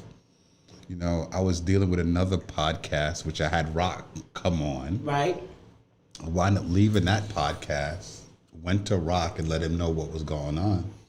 And Rock's exact words, fuck it, let's do our own. But you know what? I think that because you gave him the inspiration, I don't know if he was there at that time, but he needed the inspiration to do it on his own, and I think you were there at the right time. I mean, listen, as long as I've known Rock the Our Voice, like, if you ever, so obviously you've met Rock, but if you ever met Rock and Will Smith, right, they're both naturally funny people, right. Oh, my naturally funny characters. Like Will, there's no acting. Rock, there's no acting. Right. You understand? What you see is what you get. Right. So, and Rock, I always said to him, like, he needs to be on TV, on radio, or something. He could have been a great comedian, right? So, but now, the way the universe works. But he was born to entertain. Right. So now this, this plays out where, we're able to. This started as one podcast show, really, and then now we got 8 shows. Now we got. But Gary, talk about this because you got some people doing a show. Let's go. When is it starting? What day? September 28th. That's not next week. No, it's in 2 weeks. 2 weeks. Yeah, on Tuesday. Tuesday, September 28th. It's going to be the last Tuesday of every month. The show is called Q Media Nation. Okay. Q Media Nation is a friend of mine by the name of Falana Muhammad. She used to have her show on Blog Talk Radio. Okay. Right, but also prior to that, she did her show in Japan. Right, she's all about independent thought, politics, anything about the Black community, independent artists, all of that. So it's going to be an awesome show. And she has some pretty major guests coming on. We need to get some expats that are in the overseas audience to be a part of the show. I think it'd be great. I will, first... Well, you going to read some comments? Like, we appreciate you guys. Preach it, Han. Great show things. Can't be silenced. And I'm going to say this. Go ahead. Be humble for once. Because you lost a bet. I ain't going to let this go. She's horrible. Yes. You'll hear about this 5 years from now. Fat Joe and Gyro. You lost, bro. But go ahead. I will say this. We started this thing as, just having a good time on a Friday night with some friends and talking on the microphone and broadcasting over the internet. And then it increased to the viewership that we have now. And, I always acknowledge you guys in the chat room. Yes. Thank you guys for staying with us. Absolutely. And it started out, as a, you can call it a dream or an idea. It started out as that, and it ballooned into, Jeff having a show and, early. And Lay's having his own show. And Lay's doing the show that he does. Right, because you inspired Lay. He inspired Lay's. That's and then right. Maria he Davis. Did. And the thing is, I do what I do because I love to do it. That's why I do it. We're going to need to brush up on your, thank you. Because my grandfather told me once, he said, pick a career that you would do absolutely for free, and you will never feel like you worked a day in your life. That's true. That's so true. So true. And I've lived my life like that. Right. I live my life like that. So, I want to thank all you guys for tuning in. Thank you guys. You guys for participating. Please follow us on Groovy Track, please. And at the end we're of the day, we're gonna make this major. At the end of the day, I'm always going to be here. We're always going to do what we got to do, and I love what we do. Yes. And we're growing. And the idea of anything, if you play craps, if you gamble, you got to have the money to be at the craps table for when the craps table gets hot. And you better have the confidence. And the confidence, because when it gets hot, then you're going to make your money. That's right. Right? And this thing here is like being at the craps table. Some nights it's cold, some nights it's hot. Well, you're kind of flying blind, right? And you just go. Right. Right? Blind faith is everything. Blind faith is everything. And I've lived my life in blind faith. So guess what? What? I think that everybody who follows us on Facebook should at least share 10 people on the Groovy Track page. Absolutely. That way, if we have 20 people now, they give us 10 people to share on Groovy Track. Right. We can monetize the page. Which is YouTube. Right? And that's the idea, y'all. This is what we're doing. Listen, I love Jeff and Gary and Robin and Rocky D. You better love me. And Lays and, Carmen. Maria. Who? No. Claudia, Maria, Yes. you know, What are you talking about? all of One Night, Al, Pizarro, Sandrea, and Stan, and Mike, and all of them, you know, And Jeff. and Jeff, 100%, Jeff is here. You know what I'm saying? But Jeff, you're not on YouTube. Not yet. I'm working on it. Yeah. Come on now. Come on, baby. So I enjoy all of this, and we're here to entertain you and have some fun. We actually do enjoy it. We And never talk some even shit. thought about the money. Yeah, no. And we just talking shit, having a good time on a Friday night. But we need money. You would hear the same conversation in a bar if we were out drinking. Yes. But we need the fucking money, okay? So This dude paid for everything you see now. yeah. Pay for everything. Yes. Look, you enjoy the show, follow him on Groovy Track so he can make the money back. That's all. And it ain't your money. Because YouTube will give me money. Yeah, add money. I just need some money. That's all I'm saying. He needs social currency. That's all. I need social currency, yo. Yo, make sure you tune in this weekend because here's how it's going down. We have tomorrow, Mi Gente, Mi People, with Claudia Perez. She has a special guest that's coming on. Then that's at 4 o'clock tomorrow. Then Sunday, we have the One Night Show, and we're back. One Night with me, Stan Morse, Mike Jones, and Sandrea Coleman, and that's going down, and we have a special guest that day. I'm sorry I don't remember the name of the guest. Then on Sunday, same bad time, same bad channel. I know y'all missed him. I know he ain't been around for a while, but Jeff and Perspectively Yours is coming on at 6 And o'clock. if you subscribe, you'll get the notification. Yes. Is it 6 o'clock on Sunday? 7. At 7 o'clock Subscribe on Sunday. to Jeff's channel, please, so you can get the notification when he's on. And then Hip Hop Boulevard. We're doing that this Sunday. Boulevard, yes. Hip Hop Boulevard will be back at 2 o'clock on Sunday. Early on 2 Saturday. p.m. Yeah. Right. 2 p.m. Hip Hop Boulevard back. That's with my man Al Pizarro, who had Shore Record Pool. We're doing that Sunday at 2 o'clock. So Sunday the block is this: 2 o'clock Hip Hop Boulevard. That's right. 4 o'clock One Night Show. And then 7 o'clock, Perspectively Yours. That's right. And then Monday, the brand new show, second week, and I'm going to show you how crazy this shit can be. That's right. Maria Davis. That's right. Oh, she's going to be major. Absolutely. Yes. And the show is called Can't Be Silent. Can't be silent. Which, by the way, I have it here under Gary's name. Really? Yeah, it is right there. That's the flyer. Can't be silent. Okay. It's right there. I see that. Okay. So, Well, no one can see it. yeah, now you can see if it's big on your TV. It's just Rock being Rock, and he's. That's what Bobby said. Bobby said just Rock being Rock because Bobby knows me a long time, and Rock just does All shit. your friends know you a long time. You don't make new friends. Nah, not at all. No So, new friends. No, just family. Just family. That's all we need. And Jeff has been family. So, Amen. and then Monday at 5 o'clock, Maria's show. Yes, it is. 5 until 6. We will have the legendary Ralph McDaniels on the show. 5 Share o'clock. that Right? stream. Share the page. you can go to Everybody Groovy loves Track. Ralph You can McDaniel. go to Groovy Track or you can go to Facebook. I love Ralph McDaniel. And I'm going to punch out and we're going to have some fun. Yes. And Robin should show up with her Video Music Box shirt on that day. Yeah, and you got roasted. I just want you to know you got roasted. Let's put it on.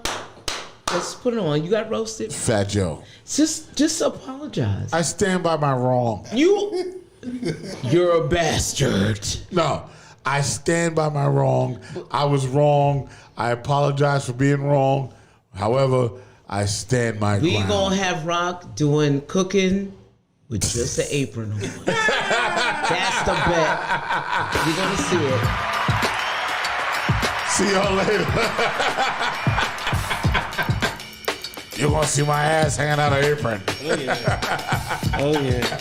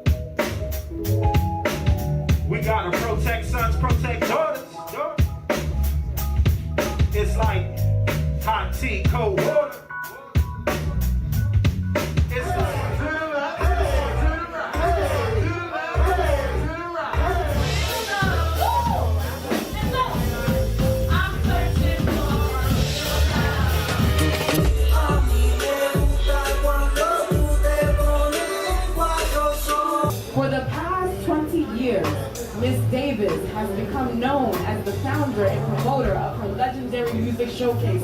Where are we at right now? Wednesday.